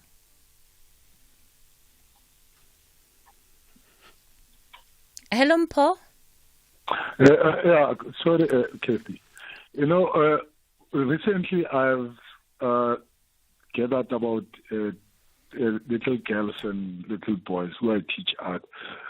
Have you ever seen, because what I intend to engage myself with them into vertical agriculture. What I've realized is that as I walk around my area in dumpings, people dump all over the place. So I've identified your milli containers, your rice, as long as that container you can put soil in it, and be able to plant it. Now what I've done is that, and hang it, even around your wall or even a shack. But what I've done is that I've encouraged these kids to decorate these things, these plastics, so that when they hang it, it must be lookable, Again, it is art-driven, so that they can be able to, to feed themselves, and that they can understand that, teach them at an early age that they can be able to plant their own food, and be able to even support their families, their parents, through that what they have harvested. Go ahead, Mpho, go ahead. Yeah, so art, you see this flower pot that you take them, again here art can play an important role as an environmental idea, because you take these, like I said, you take these, your milli sack and, decorate them and hang it around. Even a child is staying in a shack, you can ask the parents to, hang it around the shack.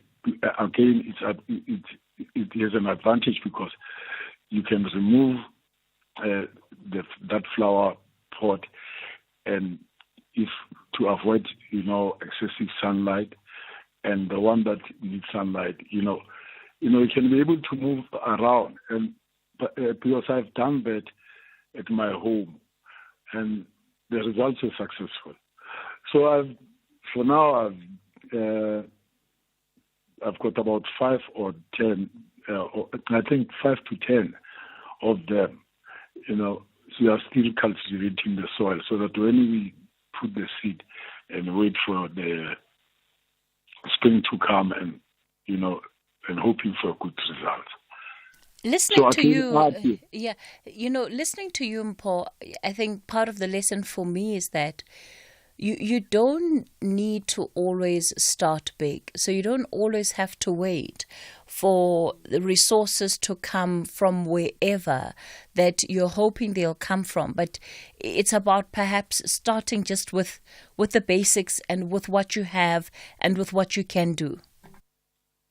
Yeah, like I said, I've already done that.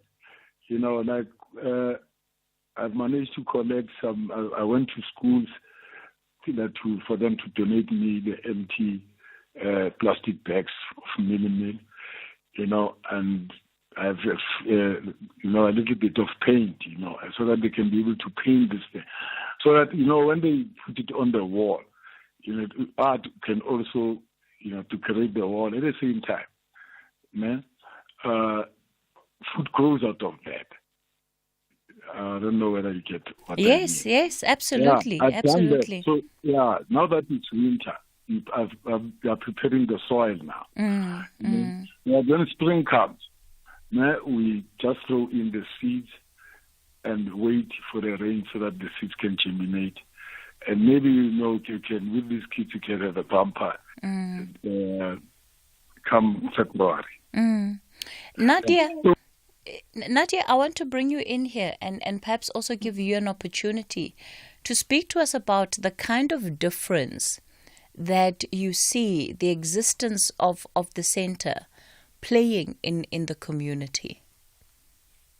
So I just want to say first that you know what you said now about what Impo is doing is so 100% correct in terms of like that he's doing the work without waiting for the resources to come, and how amazing that is that he's focusing on that. And I just want to say thank you so much, Impo, for doing what you're doing.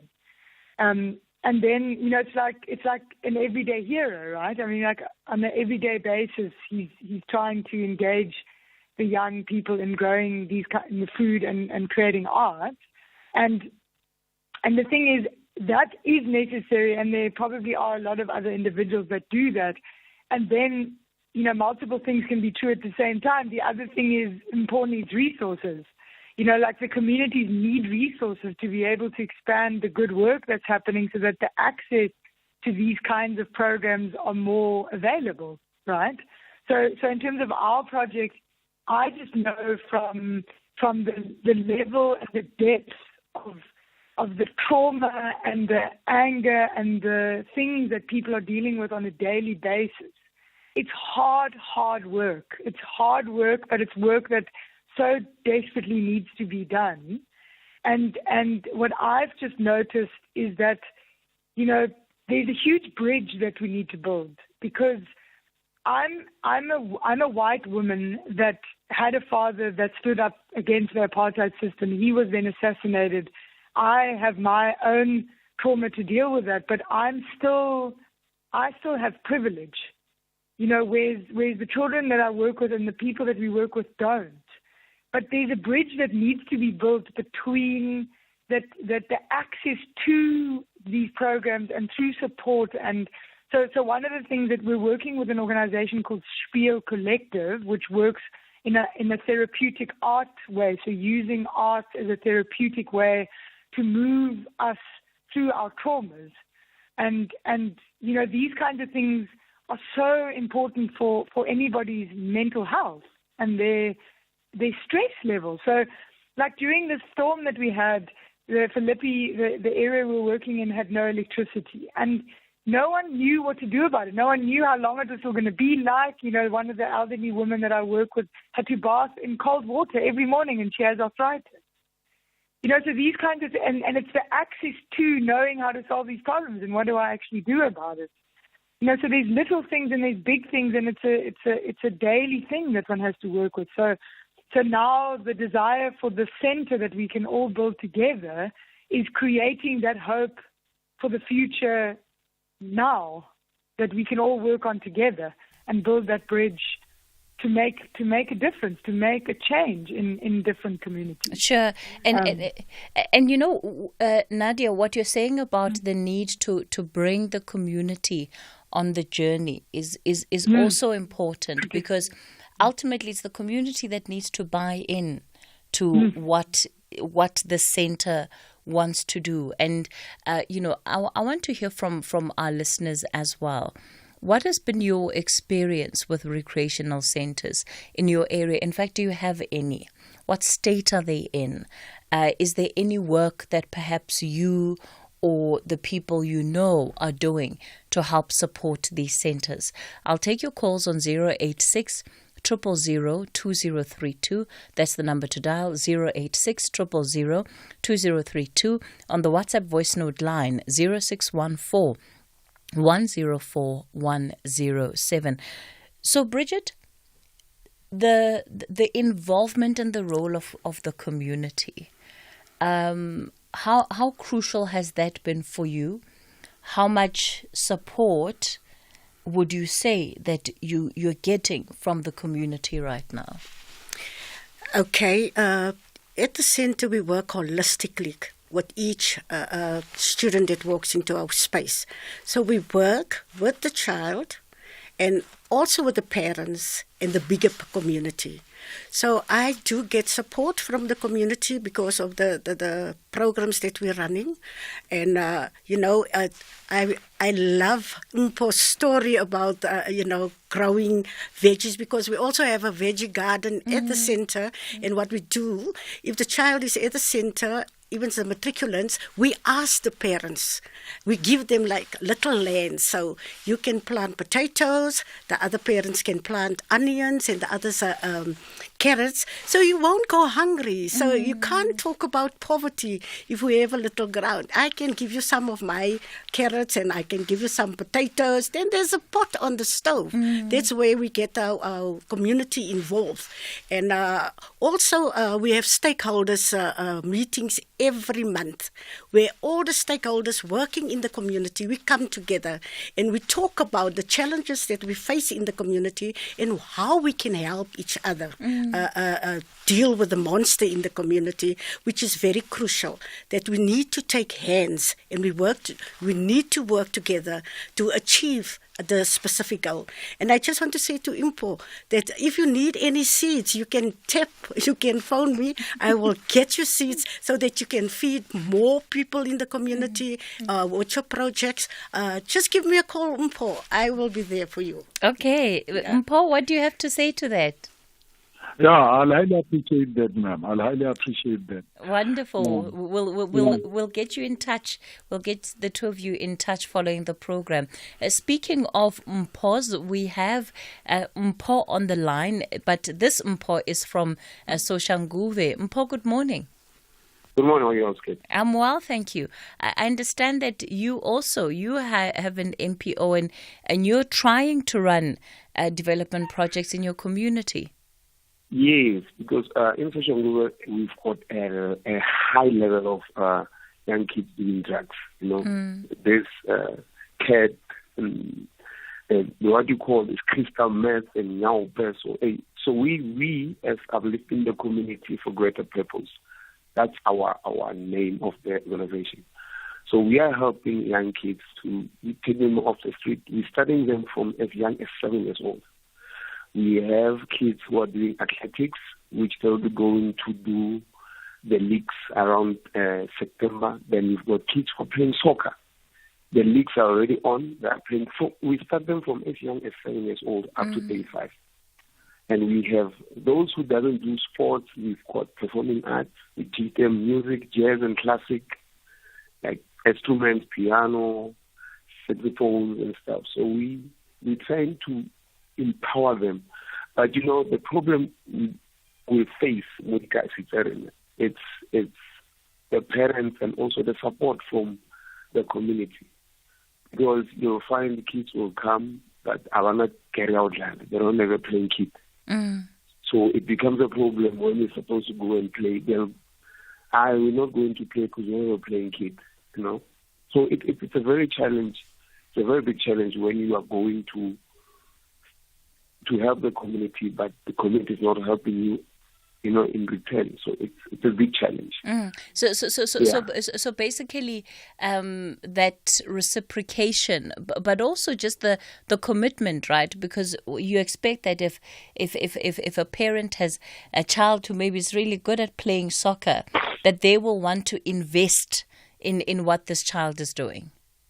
Yes, and you find that the community will come and see the kids play and support and like the skill what the kids are doing on the field. But in terms of, empowering them with buying them soccer boots or a playing kit, like they're not committed. Because we'll give them forms of donation, just 10 rand. Maybe if you can bring us a bottle of 5 liters of water to the field where the kids are playing, something like that. There are some small things that doesn't need a lot of money. A 5 liter of mineral water for kids when they're playing there makes a lot of difference. And kids, they must leave the field and go and run to somebody's house and drink water while they're playing. Yeah. So it's those little things that, and kids, let me tell you something about small kids, like our under 11 and 13 and under 7, those are still young kids. When they see their parents in the field, They give their all. And kids are very committed. We practice 4 o'clock every day. When I get at the field around 4, already kids are there. Before I can arrive, they are there.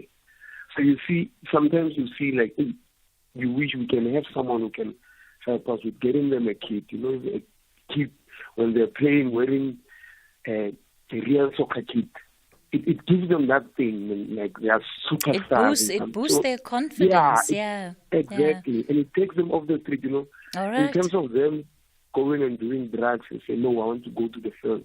I want to be like Messi and Dr. Kumar and so yeah. Paul, thank you so much for that reflection. I'm going to have to leave it there with you for now. But, it sounds like you're doing really good work out in Soshanguve. And Mpho's right.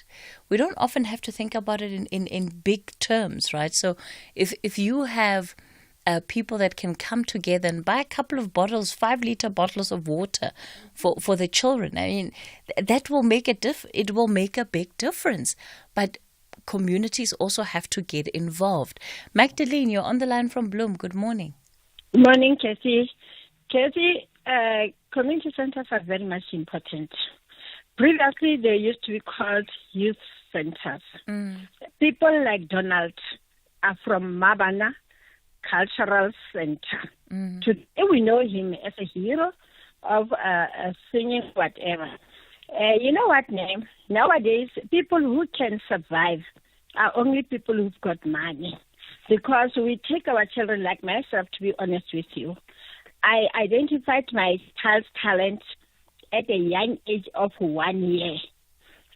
At 1 year, she was wearing my high heels rather than her shoes. Then I realized that this child, within her DNA, she's got thing like a talent like modeling. So today, from 8 years, I managed to take my child to a modeling school, which is very much expensive. You get the point? So today, my child is representing South Africa next year in Florida because she won pageantry twice in Joburg. Oh, wow. Point is, she's been an ambassador since she was 8 years for a big Mimosa mall, a mall in Bloemfontein. Point is, Casey, if those people who are developing the children are given a chance by being exposed or community centers being built for them specifically so, rather than those people who are interested to can develop children and shape them for a future career being ignored only because they're not known by somebody in the parliament or whatever. I urge that Gayton Mackenzie's activeness, his enthusiasm in developing a child must stay there, really, because then he is going to help out effectively and correctly and rightfully so for a child to move away from drugs and criminal activities and to shape up South Africa for a better country. Because once you develop a child at a young age, that child realizes himself, like I used to say to my child, if you want to come up better, like when I look at her, I see Lalela Mswane.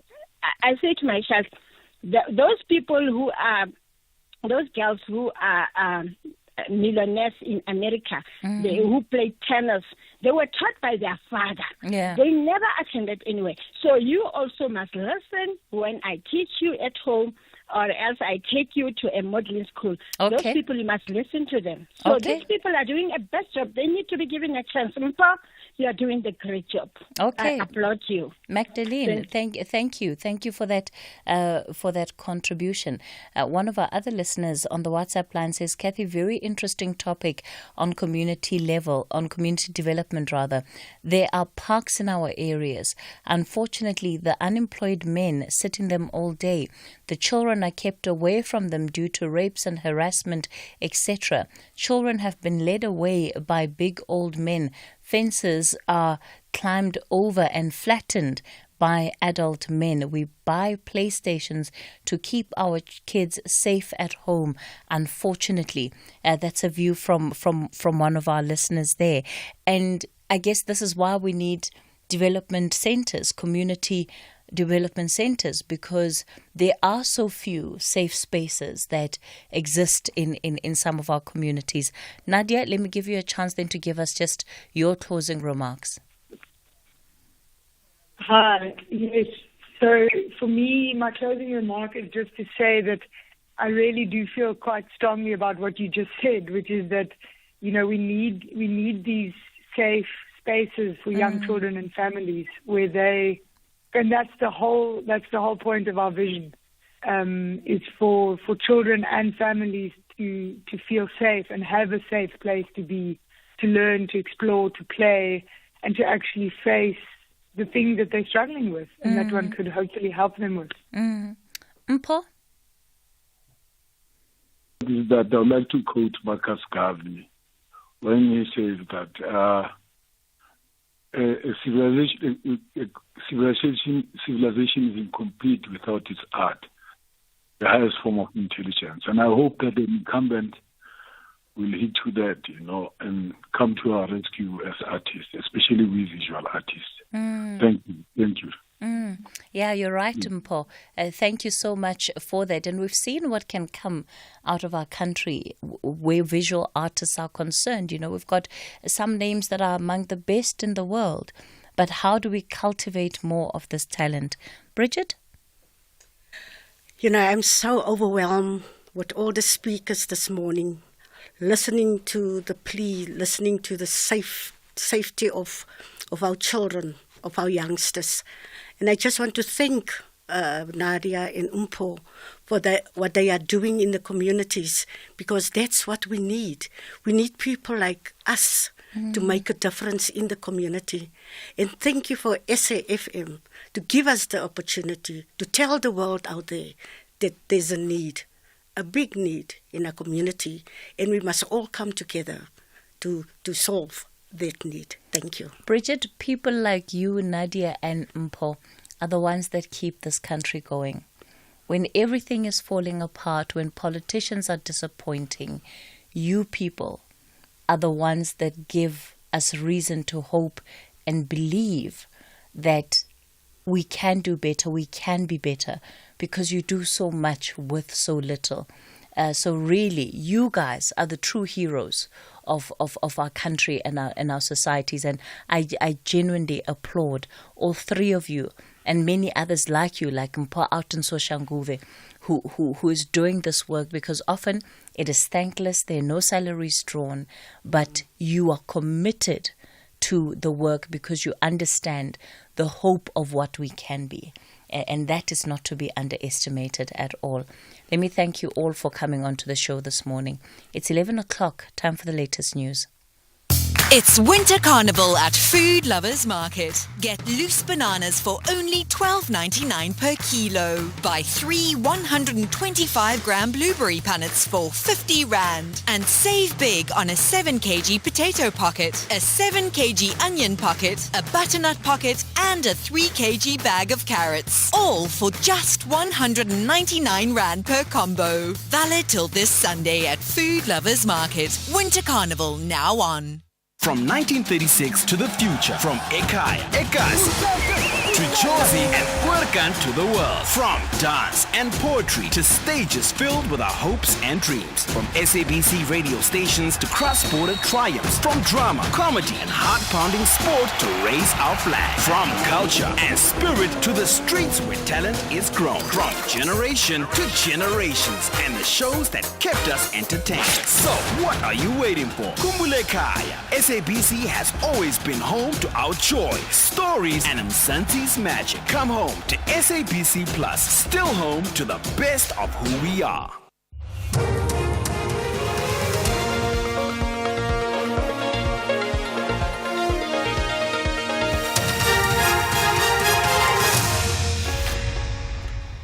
The top stories this hour: learners suspended over racism allegations in Pretoria, and Hlabisa talks tough on underperforming municipalities. A very good morning to you. 12 learners from the Pretoria High School for Girls have been suspended over racism allegations. The incident follows a group of learners' planned protests scheduled for Friday last week, Alleged racially motivated complaints about black learners expressed through a WhatsApp group comprising of white learners triggered the protest. Gauteng Education spokesperson Steve Mawona says an urgent meeting was held last Friday with the learners who were planning to protest. The SGB decided to suspend all implicated learners, and their disciplinary hearing will then be taking place on the 30th and the 31st of July 2024. The district has already launched its own investigation. It is important that the school environment is that of environment that does not compromises the right of education. We cannot allow any ill discipline or any racial connotations that will then be practiced in any of our schools. There's relief for consumers as inflation eased to 5.1% in June, down from 5.2% in May. Stats SA has released data which shows that inflation has remained outside the central bank's midpoint target of 4.5%. Meanwhile, the rate for food and non-alcoholic beverages also edged lower to 4.6% last month after stalling at 4.7% in May and April. It is the lowest since September 2020. Stats SA's Patrick Kelly has raised concerns about the impact of higher maize prices on food inflation. For some context, the Producer Price Index for manufactured maize products recorded a 7.2% monthly increase in May. Maize in the agriculture PPI increased by an annual 23.8%. PPIs are often leading indicators of the CPI, so the data suggest that elevated inflation for maize-based products is widespread. The family of Katlego Bereng, whose charred body was found in the jail cell of convicted murderer and rapist Thabo Bester at the Mangaung Correctional Center in Bloemfontein, says the case is emotionally depleting. His body was used as a decoy in Bester's escape plot, which was a staged suicide. The family is attending the proceedings, which are underway in the High Court in the Free State, with the hope that the person responsible for their son's death will be convicted. 9 accused, including Dr. Nandipha Makutumana, are appearing in court, facing charges of aiding Bester to escape from prison in May 2022. Bereng's aunt, Poppy Bereng, says the family needs closure. Guilty. So it reminds us every time we come here that we have buried Katlego. Somebody has done it. Whoever has done it, we're still looking for those answers. For what it looks like, it's going to be a long way. Maybe one day I'll be here working in crutches or with a stick. It looks like, and it's draining emotionally. Looking at Monica Katlego's mother going in and out mental hospitals. It's really taking a toll on all of us. COGTA Minister Velenkosini Hlabisa says there's no reason to keep dysfunctional municipalities which do not take accountability. He says he plans to dissolve all municipalities found misusing funds. Hlabisa's statement comes after the 2022-23 State of Local Government report, which revealed a concerning increase in dysfunctional municipalities. Hlabisa says the municipalities will be monitored before being dissolved.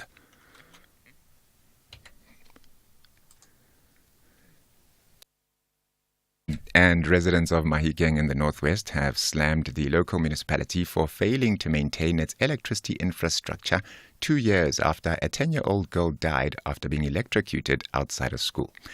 The Human Rights Commission conducted an investigation into Hlompo Tika's death in 2022. It found that the municipality violated the residents' right to life by failing to maintain its electricity infrastructure. The bereaved family has declined to comment. Here's the DA's Ariste Anandel, who reported the matter to the Commission. I don't think for them to give the municipality another 3 months to deal with faulty streetlight poles is sufficient because it's been 2 years, more than 2 years now. So I feel that they've been slow to respond to this issue, and I feel that the municipality got off lightly. Recapping the top story at 11 o'clock, 12 learners from the Pretoria High School for Girls have been suspended over racism allegations. For SAFM News, ke Modupi Makgalemele. The Rockets are assigned to question the German way of the beautiful game in a South African style. They want to start the new season with a coveted trophy, but FC Augsburg want to conclude their tour to Mzansi with a great result leading to the new German Bundesliga season. Mpumalanga province will vibrate when TS Galaxy and FC Augsburg lock horns. This is the Mpumalanga Premiers International Cup 2024. Catch the spectacular contest between TS Galaxy FC and FC Augsburg on Saturday, 27 July at 2:30 p.m. Live on SABC Sport on DTT Channel 4, SABC 1 and SABC radio stations. Also available on SABC Plus and SABCSport.com. Hashtag We Love It Here. Tickets are available at CompuTickets. Proudly brought to you by the TS Galaxy Foundation and SABC Sport. For the love of the game. S3 is bringing you the best in Indian cinema every Sunday at 2 p.m. Laugh, dance, get drawn into the drama, revved up with the action, and maybe, just maybe, shed a little tear. Catch Gagi on the 7th of July, Selfie on the 14th, Prince on the 21st, and Laila Majnu on the 28th. It's Indian cinema like you've never seen it before. Channel your best entertainment with Indian cinema only on S3. Open up. The Talking Point with Cathy Mohlahlana. Weekdays, 9 a.m. till midday. This is Cathy. You know, my heart just melted when I hear Mom there. I think the one who offered help to Mpo, forgot the name. And this is exactly what South Africa is all about.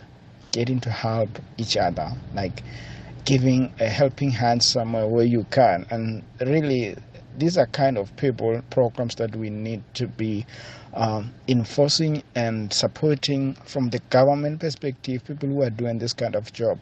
These are people who we really need in our community, in all the negativity that is going on around us with politicians and all this.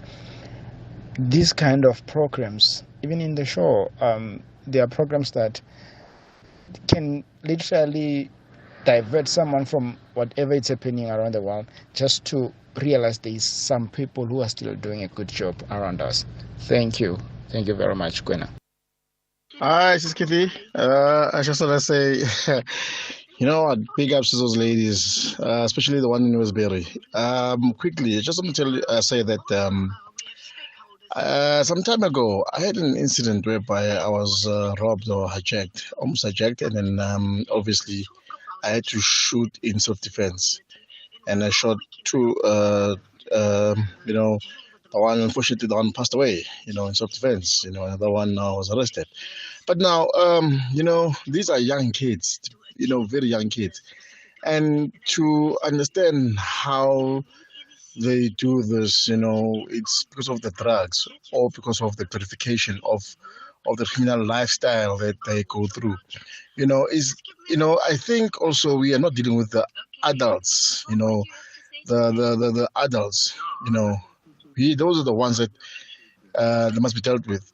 We need to deal with also those the ones that are coming out from prisons, because remember, prisons are also, they escalate, these youngsters to become extra, to exceed in their criminal lifestyles. So but anyway, big up to them. Westbury is. Last week I was just there to go and get at the police station. Police were actually running out when they had gunshots. They were running out just to go and find out who and where are those guns coming from. The gunshots coming from. So it's hectic in the Westbury. It's very hectic in that area. Thank you, Cathy.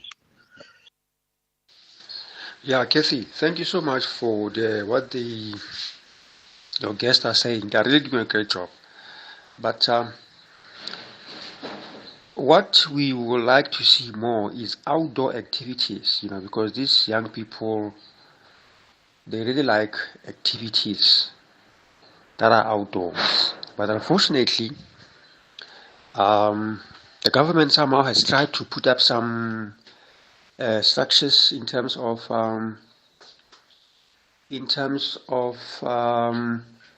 recreation facilities in the parks. Like people can do some exercises there, but unfortunately, these structures they put in the parks, then the community allows thieves to steal them in daylight and in their sight. They do nothing about it. So that is a problem, that you could maybe, I don't know, how can your guest try to help in that area?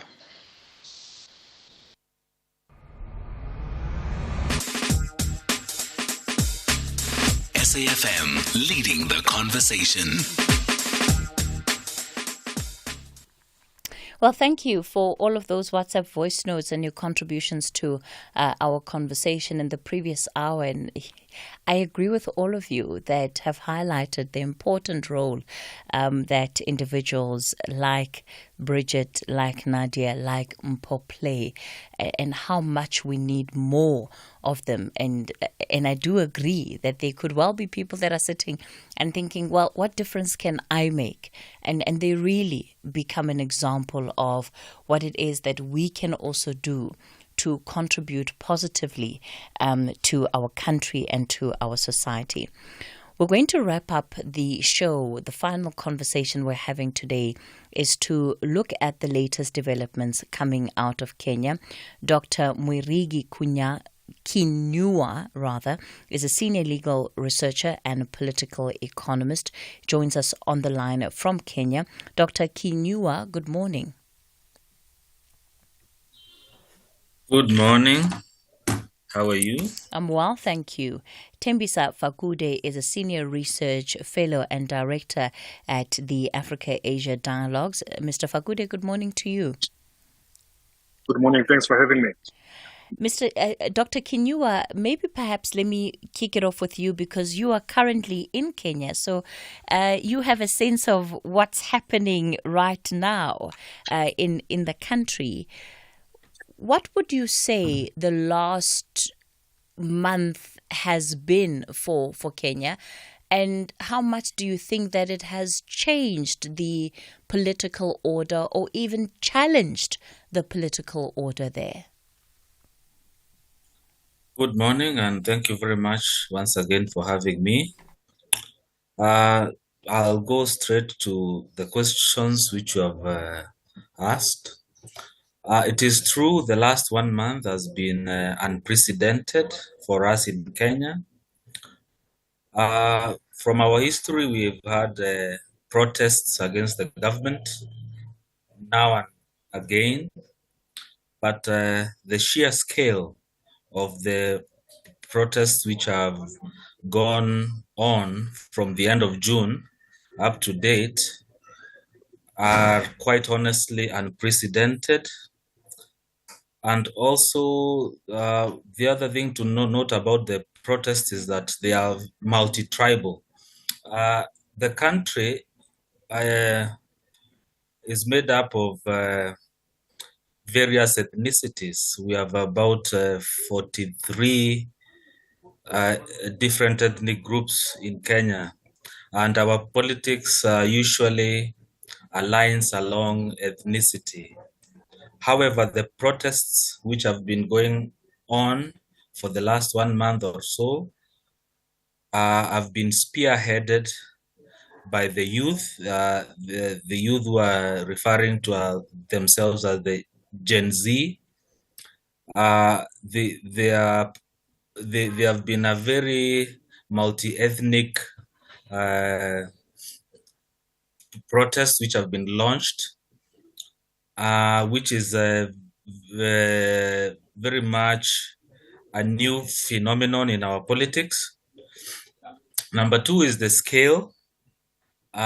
When the protests started, they took place in about half of the counties of Kenya, because the country is divided into 47 counties or so.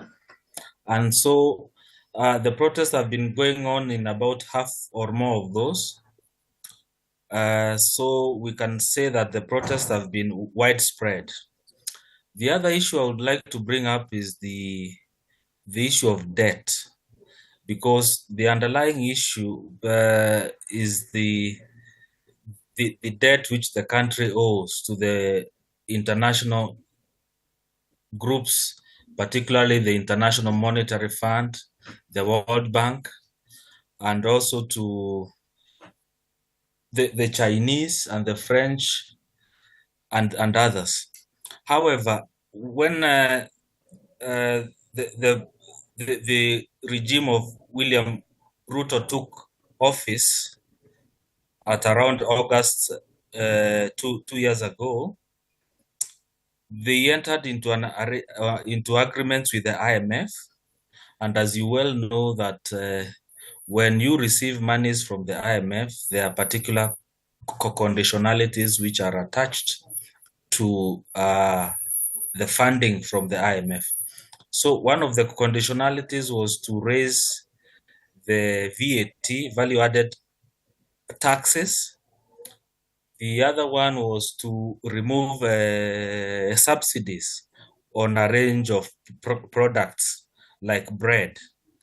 And it is these conditionalities from the IMF which have been the origin of these protests by the Gen Z.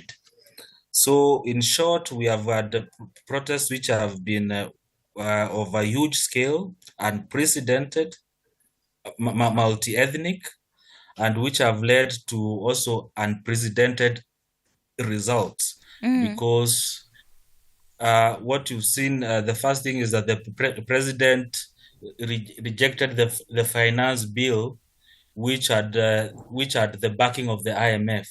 Number two, the president dissolved the cabinet. All these are events which are unprecedented in Kenya. Thank you very much. Thank you for that perspective, Dr. Kinyua. Tembisa, yes, these protests may have been triggered by this increase in tax due to the high debt levels. But at the heart of what seems to have compounded the problem is a failure of governance over a number of years, and we see it spilling out into these protests as well. When it comes to how then Kenya deals with the problem, described by the president himself as a crisis right now, is the shake-up to his cabinet and this idea of a broad-based government, I don't know if it's the same as a government of national unity, is that going to be the answer? No, it's not going to be the answer, because the problem is not going to go away. Kenya owes money, and that money has to be paid. And the IMF and the World Bank and all other lending agencies that have given money to Kenya are not simply going to cancel the debt because they see Gen Z on the streets. So whatever happens, even if William Ruto resigns tomorrow, the debt will remain. And by the way, this is not Kenya's only problem. I mean, you saw yesterday, even in Uganda, the protests are starting. South Africa is facing something similar. We went and applied for billions of rands of loans during COVID in particular. That money has to be paid. So these structural adjustment programs that institutions such as IMF and the World Bank put or impose on countries are real, because before they give you the money, they tell you what they want and how you should behave economically and otherwise. And unfortunately, the Kenyans, I see the enthusiasm on the streets, but unfortunately, the debt is not going to go away. I would like to believe they're barking at their own tree. The problems of Kenya are going to continue with or without William Ruto at the top, because that debt is standing, and the IMF and all other lending agencies that have come to the rescue of Kenya expect their money back. Is this history repeating itself, Tembisa? By that I mean that when we look at what happened post-independence, and I think particularly democratization of many states on the continent, the issue of structural adjustment programs was really at the heart of reforms that was on the agenda for the international community. And the fact that these conditions, in some instances, became an impediment to these countries actually being able to turn their own economies around due to the very high levels of debt that they had incurred. It seemed that we had moved past it. Not that the debt had been paid off, but that there were lessons learned. That's what I mean by moving past it. Does this situation in Kenya now say that, in fact, much of the same has continued, perhaps under different configurations? Indeed, it has continued. I think the COVID debt is one that is currently hamstringing the Kenyan government because a lot of money was asked, but it continues. Unfortunately, I mean, for example, in our country, we are told, and we're very keen on transitioning from the old dirty energy sources into a cleaner energy sources. But that transition requires money, and that money is not going to come for free. So, notwithstanding that we are not contributing, for example, much to the continual degradation of our environment, but we are also expected that as a transition, we have to foot the bill, and this is the challenge. So, with Kenya, it's exactly the same.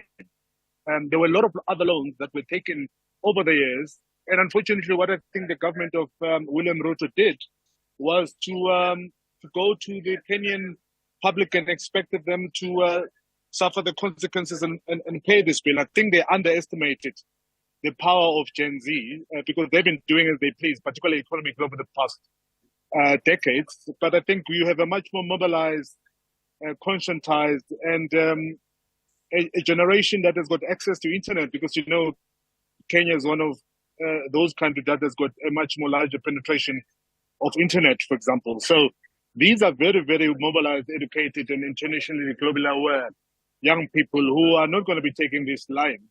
When William Ruto went to the White House wearing his white bow tie, the older generation was quite excited that their own is accepted in the White House, but I think they underestimated the reaction of Gen Z, who did not see Ruto's visit to the White House as something to celebrate, but they saw it as trying to cement this relationship that has always been oppressive to them and has always been counterproductive to their economy.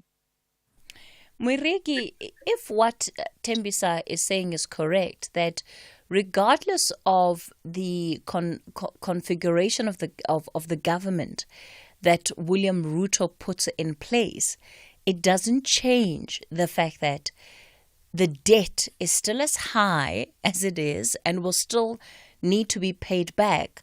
Why then are we seeing so much attention paid to his choice of cabinet and the extent to which it either encompasses figures that have been part of the traditional order, or if it's, going across the board and trying to have a mix of different people? Thank you very much.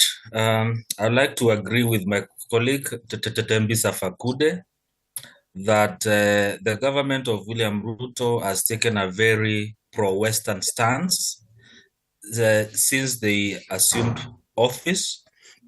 The government of this predecessor, President Uhuru Kenyatta, was very much affiliated with the Chinese, and it is because of that closeness to China that a lot of debt was incurred to build infrastructure. Here I'm referring to the standard gauge railway, which was constructed from the port of Mombasa up to Nairobi at the cost of $3 billion USD. That was a debt which was incurred in 2014, and now the payment of the same began, I think, a year ago, and there was a lot of infrastructure development under the regime of Uhuru Kenyatta, which was all funded by loans from the Chinese. Now, when President Ruto came into office, he looked west while his predecessor was looking east. And you know about the West, they have a very elaborate arrangement, which William Ruto himself was actually very critical about when he was talking about the unfair international financial architecture. Because now, when we talk about the World Bank, the IMF, these are institutions that are dominated by the West. It's not only the World Bank and the IMF, even the rating institutions like Moody's, which have a habit of giving African states poor grades as far as their credit score is concerned. So I think I do agree with my colleague Fakude that whatever is happening now, as long as you have entered into an agreement with the IMF, there's no option. You have to pay the principal amount plus their interests. Unless there's a reform of the international financial architecture, which was being spearheaded by President William Ruto a year ago, but he appears to have abandoned that initiative because of the amount of loans that he has taken from the IMF. So I would say here that I do not see the protesters ending the protests any time soon, because the IMF will insist on their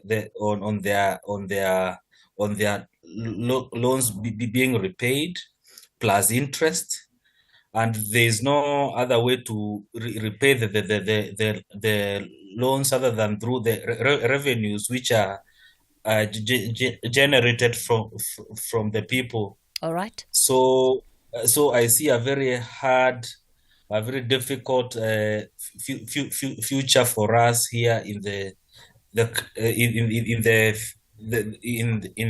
future. Okay, we're going to, yes. Dr. Kinyua, I'm going to ask you to hold that thought. We're going to continue with this conversation in a moment. It's 11:30. Here are your latest news headlines.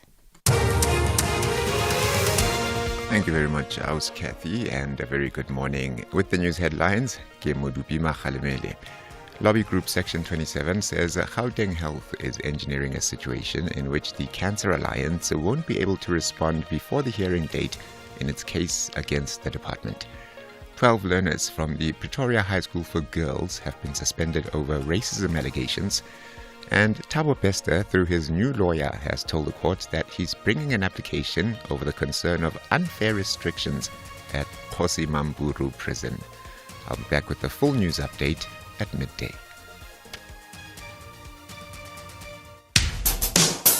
SAFM has signed a code of conduct that is enforced by the Broadcasting Complaints Commission of South Africa. Under the code, we are committed to giving news that is accurate, comment that is fair, and programming that is not harmful, does not amount to hate speech, or contain violence or explicit sex. If you think we are not living up to that code, then you can inform the Broadcasting Complaints Commission of South Africa. Direct any complaints in writing to the Broadcasting Complaints Commission of South Africa. PO Box 142365. Craig Hall 2024. Fax to 011-326-3198 or an email to bccsa@nabsa.co.za. For more information, please visit www.bccsa.co.za.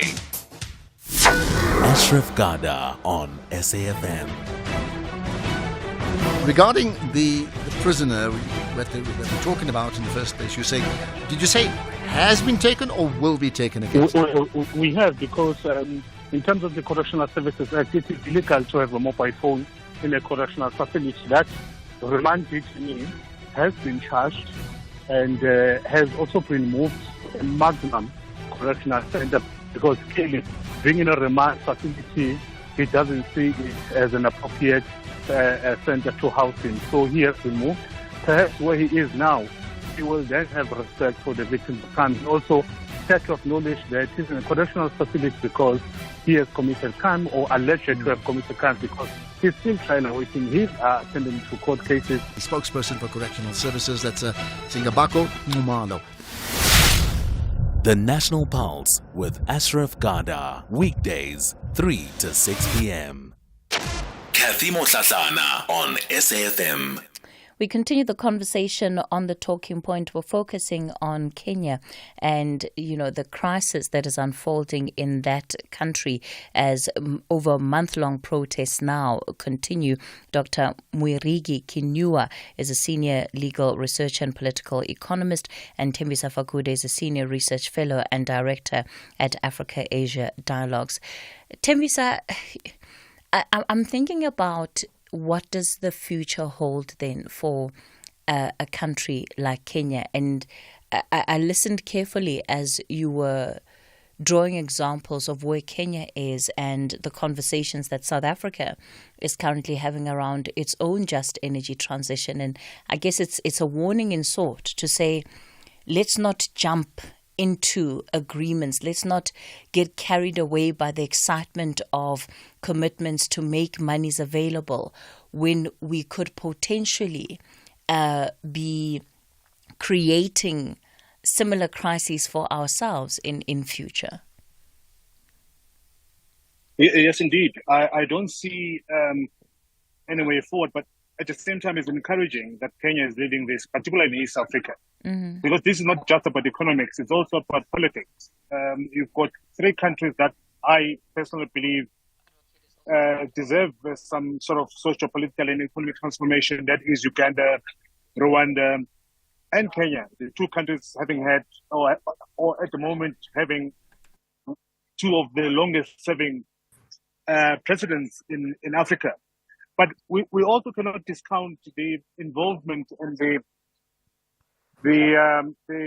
motivation that comes from South Africa in this regard. I think people underestimate the EFF and people underestimate Julius Malema's role in terms of activating youth or Gen Z civil participation in Africa. We've seen what the EFF has done in Botswana, in Namibia, in Uganda under Bobi Wine.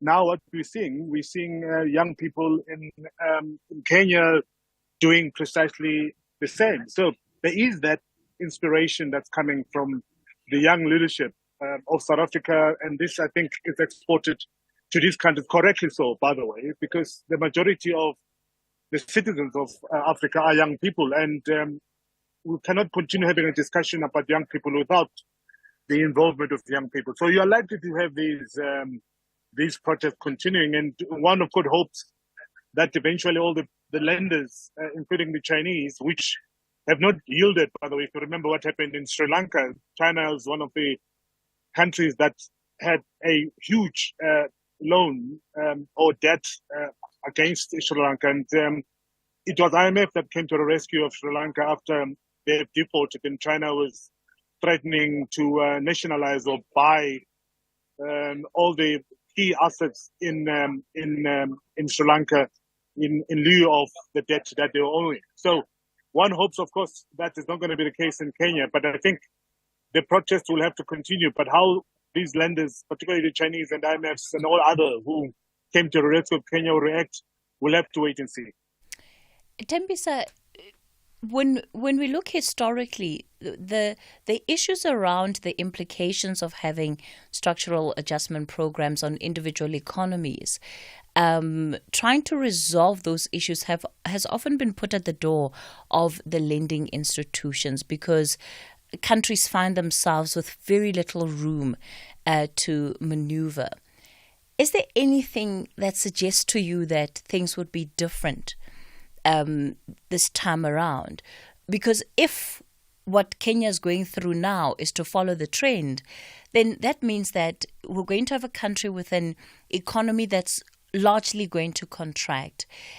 This is, of course, going to be having an even bigger impact on the poor, on the lower, on the middle classes. It's largely still going to be your elites, foreign investors that are benefiting from these programs. Yeah, and I think it's going to be largely dependent on the civil society to push back on these on these structural adjustment programs processes, which is not only Kenya but many other countries in Africa. As I've said, post-COVID or during COVID, we went on getting enormous amounts of loans, including our country, South Africa, and at some point we have to pay back. And when the structural adjustment program was criticized some couple of years ago, and China was presented as the savior of Africa because it did not come with all these conditionalities. We now are learning, particularly with the experience of Sri Lanka, that actually China is as tough, hard, and anti-developmental in terms of their thinking when it comes to Africa and their loans. They want their money in a similar manner as the IMFs and the World Bank have done in the past. In fact, what we saw happening in Sri Lanka is the IMF coming in, helping Sri Lanka because China was demanding a lot of other things, including at some point threatening to take over certain key assets in Sri Lanka. So China is almost the same with the IMFs. And I think their structural adjustment programs are going to be even much more tougher, particularly in East Africa. So it's a very difficult one. My suggestion is that there must be this continuing action by the civil society. That's the only way I think these international lenders, including China, might come to the rescue of the government. Because the government now has got no choice. There's nothing that the Kenyans can do. But I think if the lenders are seeing what's happening on the streets, they might change tune and they might change tact in terms of how they should be compensated. Dr. Kinyua, do you believe that there is low-hanging fruit that Kenya can capitalize on in this moment that will make a direct impact, not only on the country, but that will also help to quell the tension and address the grievances that are being raised by the young people? Thank you very much. For now, I do not see or envisage any low-hanging fruits unless the IMF were to agree to reschedule the repayments of the debts. The IMF usually could consider deferring the repayment of the debt, but the deferment of repayment of debt has got repercussions in the sense that it lowers the credibility or the score of the state which is looking to defer the repayment of the loan, so that these rating organizations like Moody's would be quick to downgrade the score of a state which has benefited from deferred repayment of debt. So I think the only option for now is for the government of William Ruto to negotiate with the IMF on deferred repayment, which is referred to as rescheduling of the loans. With respect to the loans which are owed to the Chinese, because the Chinese differ from the West in that they do not impose any SAPs, but they take over critical assets like the airports or the ports if a state is unable to repay their loans. So the only low-hanging fruit would be to discuss with the IMF to defer the repayments of the loans because the Chinese do not do that. On the other hand, there's the need for African states to think long term, because when a state is deprived of resources which should have been used to industrialize, because now these resources are used to repay back a loan, it means that Africa will remain in a state of underdevelopment. So you cannot be expected to fund your programs of industrialization, which we need so that we create jobs for all the youths who are on the streets. But there are no resources to do that, because they are all going to repay loans which are owned by the foreigners. Okay. So I think Africans would need to think on a regional level, at the AU level, about how they can be able to fund industrialization as Africans, other than to look at the Chinese or the IMF and the World Bank and others as the people who will actually be able to save Africa, because they won't. They have their own interest, which is to advance monies to Africa at an interest. Dr. Mwirigi? Yes. Unfortunately, I'm going to have to stop you there. Dr. Mwirigi Kinyua, apologies, is a senior legal researcher and political economist. Tembisa Fakude, senior research fellow and director at Africa Asia Dialogues. Yeah, that brings us to the end of the program. Unfortunately, we're completely out of time. Up next is the book reading, The Talking Point. Back with you tomorrow between 9 and midday. Chomi, I just hope I get auto assess this year so I can just accept. You're so lazy. Remember, not everyone gets the auto assessment notice. I know, but I'm ready. I've got my e-filing password sorted, I've updated my details, and my IRP5 is ready. Make tax matters priority by updating your personal and banking details and expect your auto assessment notice from 1 to 14 July. If you disagree with your auto assessment, file your return via e-filing. If you don't receive a notice, visit e-filing to submit your tax return from 15 July 2024. Visit sars.gov.za for more information. Your tax matters. SARS, at your service. Every year, 30,000 missionaries are called to serve the Church of Jesus Christ of Latter-day Saints across the globe, the largest full-time missionary force of any church. Most are under 25 and away from home for up to 2 years. And the biggest training center in Europe is located in Chorley, Lancashire. The Mormons Are Coming follows the journey of 3 young missionaries through the first few months of training and work in the field, which can make or break them. Tune into The Mormons Are Coming, Thursdays at 10 p.m. Channel your best dockies with BBC Primetime, only on S3. Open up. The book reading. Please note that the views expressed in this book are not that of the station. Listeners' discretion is advised. SAFM presents another episode of The Door, an Addict's Journey, read by Simpson Kumalo. Hello. Who's that? Dad, is that you? Before I could even say anything, I could hear a scream of excitement and responded with a big smile on my face. Yes, it is. Is that Naledi? There was utter jubilation that I could hear in the background. Voices and screams. Mom, it's Dad. Let me talk to him. Oh, I tuned in with a heightened sense of hearing to the background. Did I hear well? I thought to myself. It sounded like even Tabise, my wife, was there. Will she talk to me, I wonder?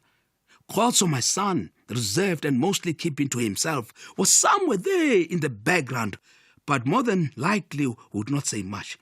He was definitely a man of few words. Everybody, if I was not mistaken, was there at the house. He was older and had obviously noticed the state I was in, and I'm sure I was an embarrassment to him. Clearly, everyone seemed to be scrambling for the phone and wanted to hear my voice. Little did they know that the feeling was mutual, and I equally wanted to hear everybody's. I actually wanted to hear their voices immediately I sobered up after being admitted at the center.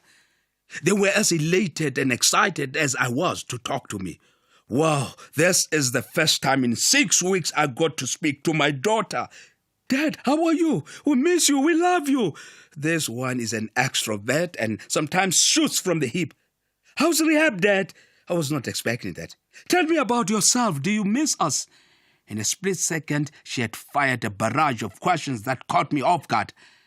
I don't have a lot of time now, lady, on the phone, so I must talk to quite a few of you, and my time is limited. But I'm okay. I just miss you guys. We miss you too, she said. Oh, Dad, do you have a lot of rules there? We were wondering why you were not calling, but Mom explained that you will call after a while. Oh, Mom?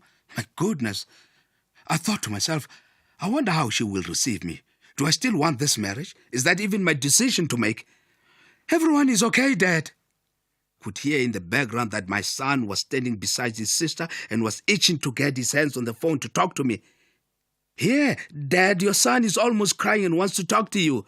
Love you, Dad, she said and passed the phone to him. His hello was drenched in unshed tears. I knew he was struggling to hold back the tears and trying to hold it together. He is my son, and I know him. I could picture his eyes full of tears and acting all tough. I was sure he felt the responsibility of looking after the family, even though he was so young. I almost did not recognize the voice. He sounded so grown, even though he was still a kid. Maybe it was my mind playing tricks on me. I've missed some moments in his life that I'm sure to regret the rest of my life. I was at a loss for words. My mood completely changed, and I started wondering and pondering, my mind going everywhere. Helter-skelter and baffled as to why my son was crying. Perhaps it was tears of joy. Tears, and my son could not wait for his turn to talk to me. I took comfort in knowing that he was on the other end of the line. I was emotional and wished just for once that I could fly and embrace him endlessly and take away the hurt and pain that I had caused for so long. He was somber, measured, and careful with what he said, and not as excited as Naledi was. Not so many dads after every sentence. His first question blurted out was, "When are you coming home?" "Soon, son, soon." My heart just sank. I could hear desperation in my own voice. There were gaps of silence in our conversation, and I did not want to impose myself on him and play father figure. I know deep down I did not deserve this privilege. "How's school, boy?" "School is fine. And okay, talk to you later. I love you." I'm sure whatever he wanted to say there was no privacy, as everyone gravitated towards the phone, waiting for their turn to say something or at least hear my voice, and that I was okay. It seemed like no one wanted to have a deep conversation, and I certainly did not. I had not been sober for a long time, and I'm sure don't remember what a healthy conversation looked like. I was just going through a plethora of feelings, and even though I was looking forward to talking to my family, the truth of the matter is that I did not know what to say. Do I apologize? Will they receive me with open arms? Do they still trust me? Am I still their father? And if I am, what does that mean? These questions lingered in my head. I had abdicated that responsibility a long time ago. I was parenting with money and throwing money at every problem they presented to me. And because I was feeling guilty all the time with my drugging, I became detached from them and was literally present in my absence. I'm good, Koto. It's not an easy setup, but I'm good. The conversation was polite, succinct, and not dragging out. The love was definitely there, and I'm sure there was just too much to say, but this was not the time. It's a tragedy to father a child and then be absent in their lives.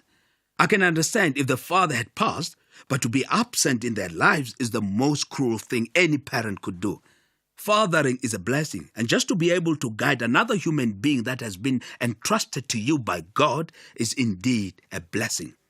Fatherlessness is a travesty of epic proportions, and we need more fathers to mentor and guide sons.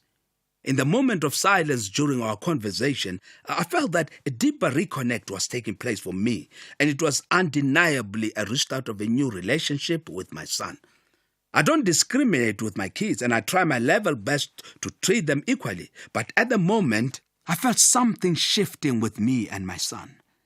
I resolved right there and then never to be absent in his life ever again. Dad has only 10 minutes. I could hear Naledi in the background reporting to everyone. She was like a conversational director directing everybody and wanted to stick to the allotted time of 10 minutes. Another, hello. It was my wife. Hello, Dinta. It's good to hear from you, and the kids are relieved. They've constantly been asking about you and asking why you're not calling.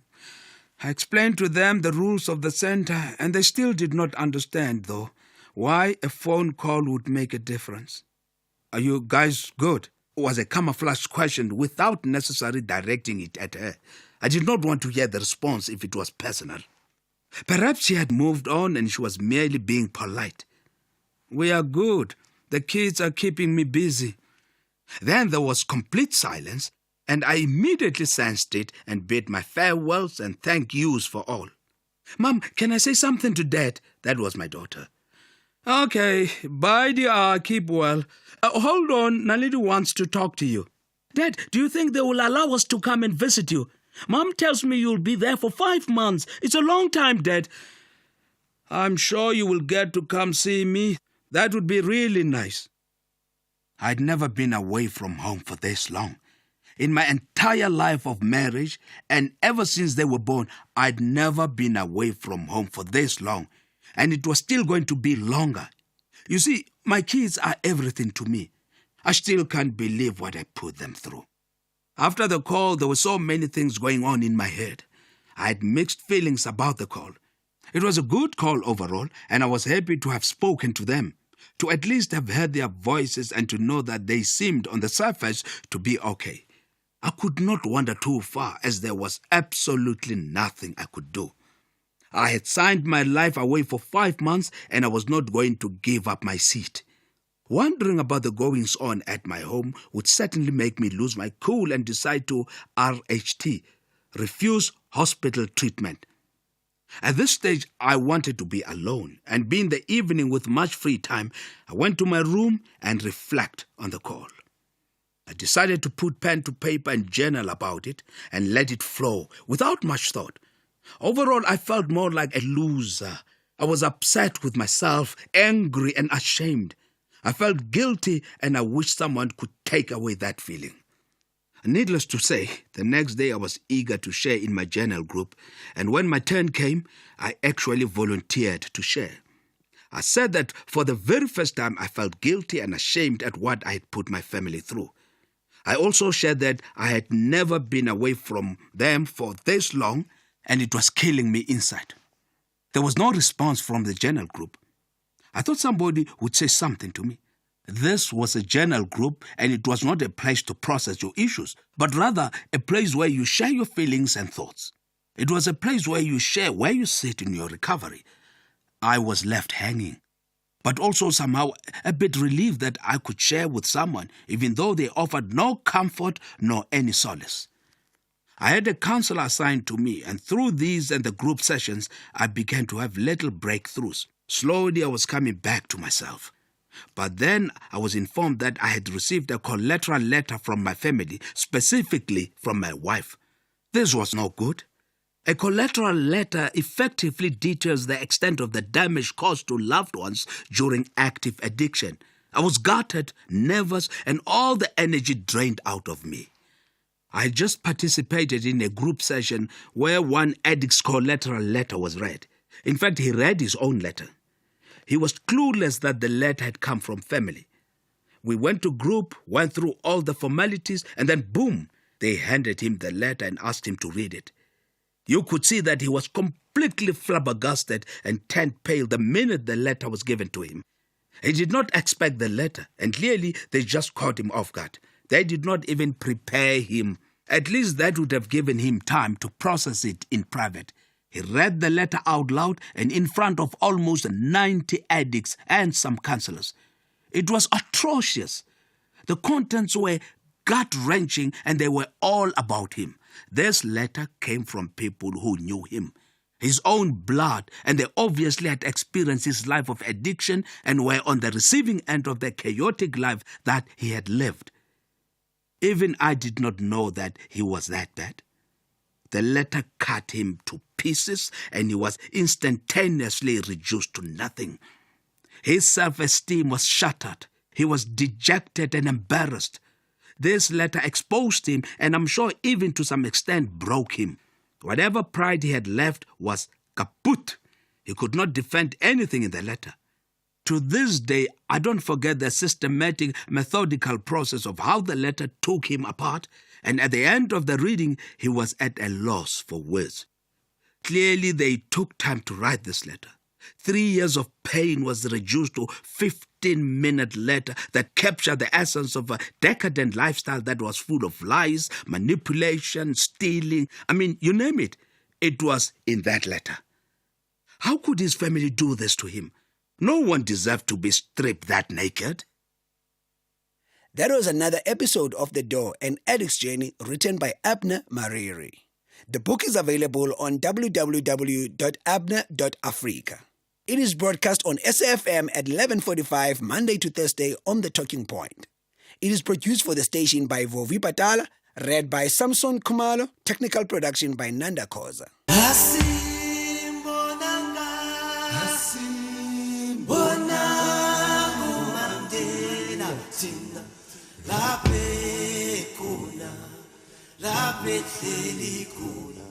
Nelson Mandela once said, "It is in your hands to create a better world for all who live in it." SAFM urges you to identify those in need around you and to do what you can to make a difference to them. Tata Mandela went further to say, what counts in life is not the mere fact that we have lived.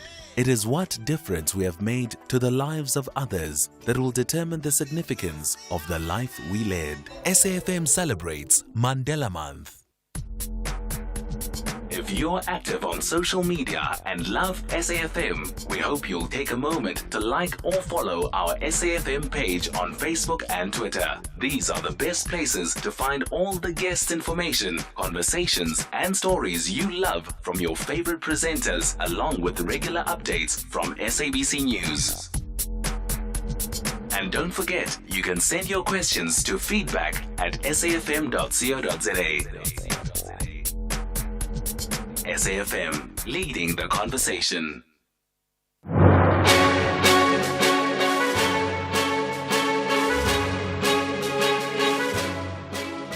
It's 12 o'clock. It's Wednesday, the 23rd of July, 2024. A very warm welcome to Updated Noon here on SAFM. Leading the conversation, I'm Sakina Kamwendo.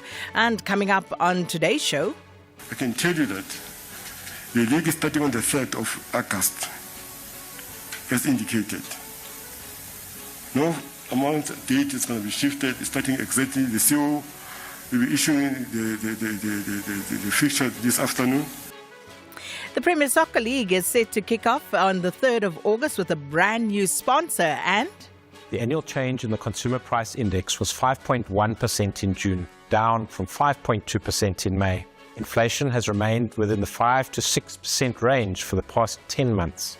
Right, and looking at the consumer price inflation for the month of June at 5.1%. Coming up in sport. The Olympic Games starts today. The Blitzbox in action. I'll bring you details on that and other South Africans taking part. And of course, we always want to hear from you. Share your thoughts with us, whatever may be on your mind. 41391 is the SMS line number. Charge at R1.50 per SMS. Can also get in touch with us via X or Facebook. Our handle at SABC News_radio or using the hashtag Updated Noon. Alternatively, and we love hearing these as well, 0826923909. That's the number for your WhatsApp voice notes. Well, these and more stories coming up on this 24th of July edition of Update at Noon. But first, let's bring you up to speed with the latest news. Here's Modupi Mohlahlana.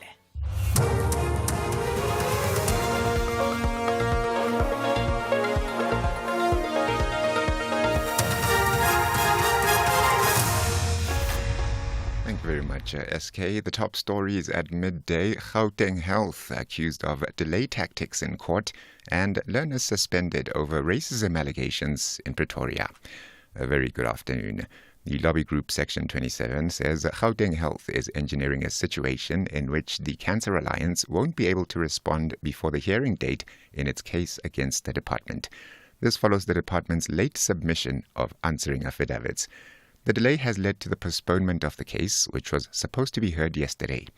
The alliance, which Section 27 is representing, has filed a court application against the department for its failure to utilize the 784 million rand allocated to cancer patients. Section 27's attorney, Khanyisa Mapipa.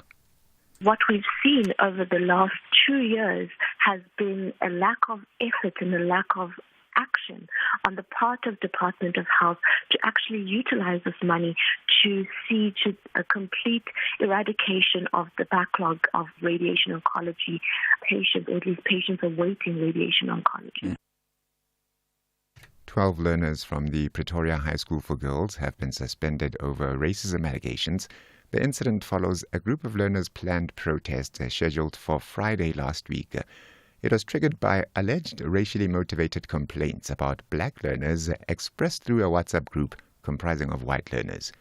Gauteng Education's Steve Mabona says an urgent meeting was held last Friday with the learners who were planning to protest.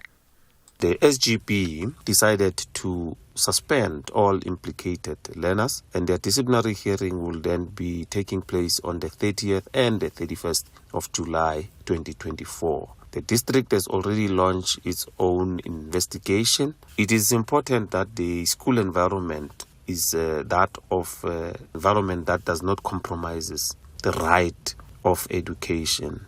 We cannot allow any ill discipline or any racial connotations that will then be practiced in any of our schools. There's relief for consumers as inflation eased to 5.1% in June, down from 5.2% in May. Stats SA says inflation has remained outside the central bank's midpoint target of 4.5%. It says the rate for food and non-alcoholic beverages also edged lower to 4.6% last month after stalling at 4.7% in May and April. It is the lowest since September 2020. Stats SA's Patrick Kelly has raised concerns about the impact of higher maize prices on food inflation. For some context, the Producer Price Index for manufactured maize products recorded a 7.2% monthly increase in May. Maize in the agriculture PPI increased by an annual 23.8%. PPIs are often leading indicators of the CPI, so the data suggests that elevated inflation for maize-based products is widespread. Thabo Bester, through his new lawyer, Advocate Lerato Moela, has told the court that he's bringing an application over the concern of unfair restrictions at Kgosi Mampuru prison. The lawyers complained that it is difficult to consult with their client and he's treated as if he's already guilty. Advocate Moela argued that the case will be affected or delayed if Bester is not mentally stable. He says Bester's treatment at the prison is affecting him mentally. The matter has been postponed to next week to also give two accused a chance to apply for legal aid. 9 accused, including the convicted rapist and murderer Bester, appeared in the Free State High Court earlier today. And a man believed to be in his 70s has died after sustaining severe burn wounds in a fire at a house at Eltham Place in Malvern, west of Durban. ALS paramedic spokesperson Gareth Jamieson says firefighters have contained the blaze, which was in both the house and the garage. Paramedics assessed a male believed to be in his 60s who had sustained unfortunately fatal injuries, and there was nothing paramedics could do for him, and he was declared deceased at the scene. The deceased was then handed over through to SAPS. At this stage, the cause of the fire is unknown. However, all necessary role players were in attendance and will be investigating further.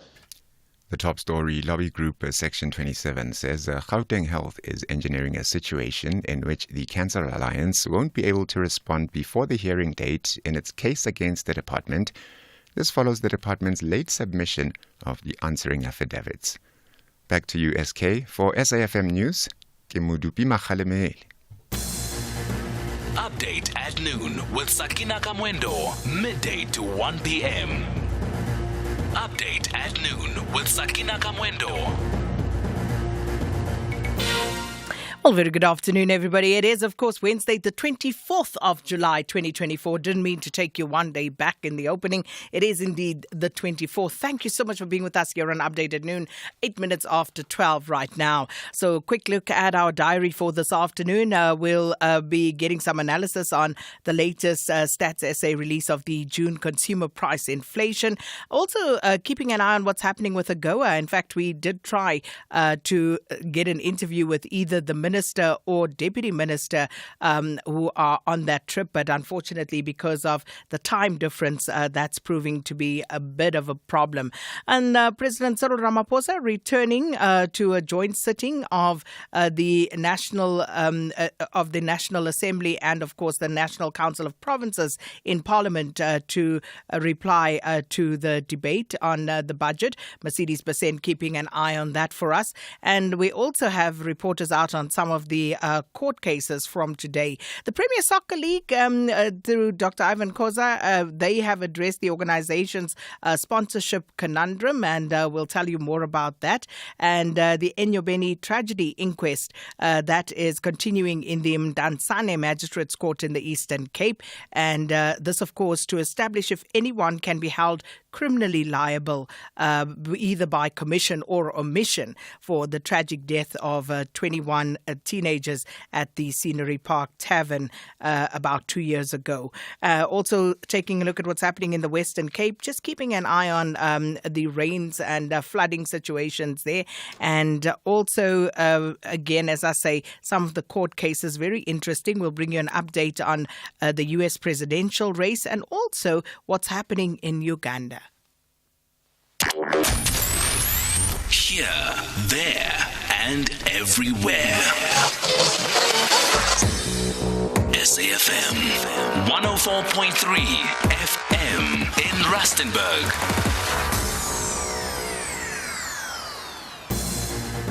Update at noon, midday to 1 p.m. Now, the annual consumer price inflation is now at 5.1%. That's for the month of June 2024, and that's down from 5.2% in the month of May. And this is expected to provide some relief for consumers as inflation eased slightly. Now, Stats SA has released that data, and it shows that inflation has remained outside the central bank's midpoint target of 4.5%. The rate for food and non-alcoholic beverages also edged lower to 4.6% last month after stalling at around 4.7% in May and April. Now, it is the lowest since it has been in 2020 in the month of September. Patrick Kelly is the Chief Director for Price Statistics at Stats SA. The annual change in the Consumer Price Index was 5.1% in June, down from 5.2% in May. Inflation has remained within the 5 to 6% range for the past 10 months. After stalling at 4.7% in April and May, the annual rate for food and non-alcoholic beverages edged lower to 4.6% in June. Food and non-alcoholic beverages inflation has declined from its recent peak of 14% in March 2023. June's reading is the lowest since September 2020. That's 45 months ago at the peak of the COVID lockdowns, when the rate was 3.8%. Several food and non-alcoholic beverage categories registered lower annual inflation rates in June, including sugar, sweets and desserts, vegetables, fruit, milk, eggs and cheese, and fish. Inflation quickened, however, for hot beverages, bread and cereals, oils and fats, cold beverages and meat. The annual rate for bread and cereals saw its first increase in 14 months, rising to 5.2% in June from 3.9% in May. The monthly rate was 1.5%, with notable monthly increases for maize products, such as maize meal rising by 3.3% and SEMP up 3%. For some context, the Producer Price Index for manufactured maize products recorded a 7.2% monthly increase in May. Maize in the agriculture PPI increased by an annual 23.8%. PPIs are often leading indicators of the CPI, so the data suggest that elevated inflation for maize-based products is widespread. The milk, eggs and cheese category has experienced 6 months of lower inflation. The rate for June was 7.3%, down from 14.5%, its recent high, in December 2023. Annual egg inflation recorded its 7th consecutive month of decline, cooling to 20.4%. The annual rate for hot beverages steamed to 16.5% in June, from 14.2% in May. The monthly change was 2.2%, driven by sharp price increases for drinking chocolate, an increase of 3.5%, black tea up 2.7%, instant coffee up by 2.2%, and rooibos tea rising by 1.6%. Housing and utilities recorded an annual inflation rate of 5.5%, lower than 5.8% in May. Housing rents are surveyed quarterly, and in this quarter, actual rentals increased by 0.8% compared with the previous one. Imputed rentals edged higher by 0.7%.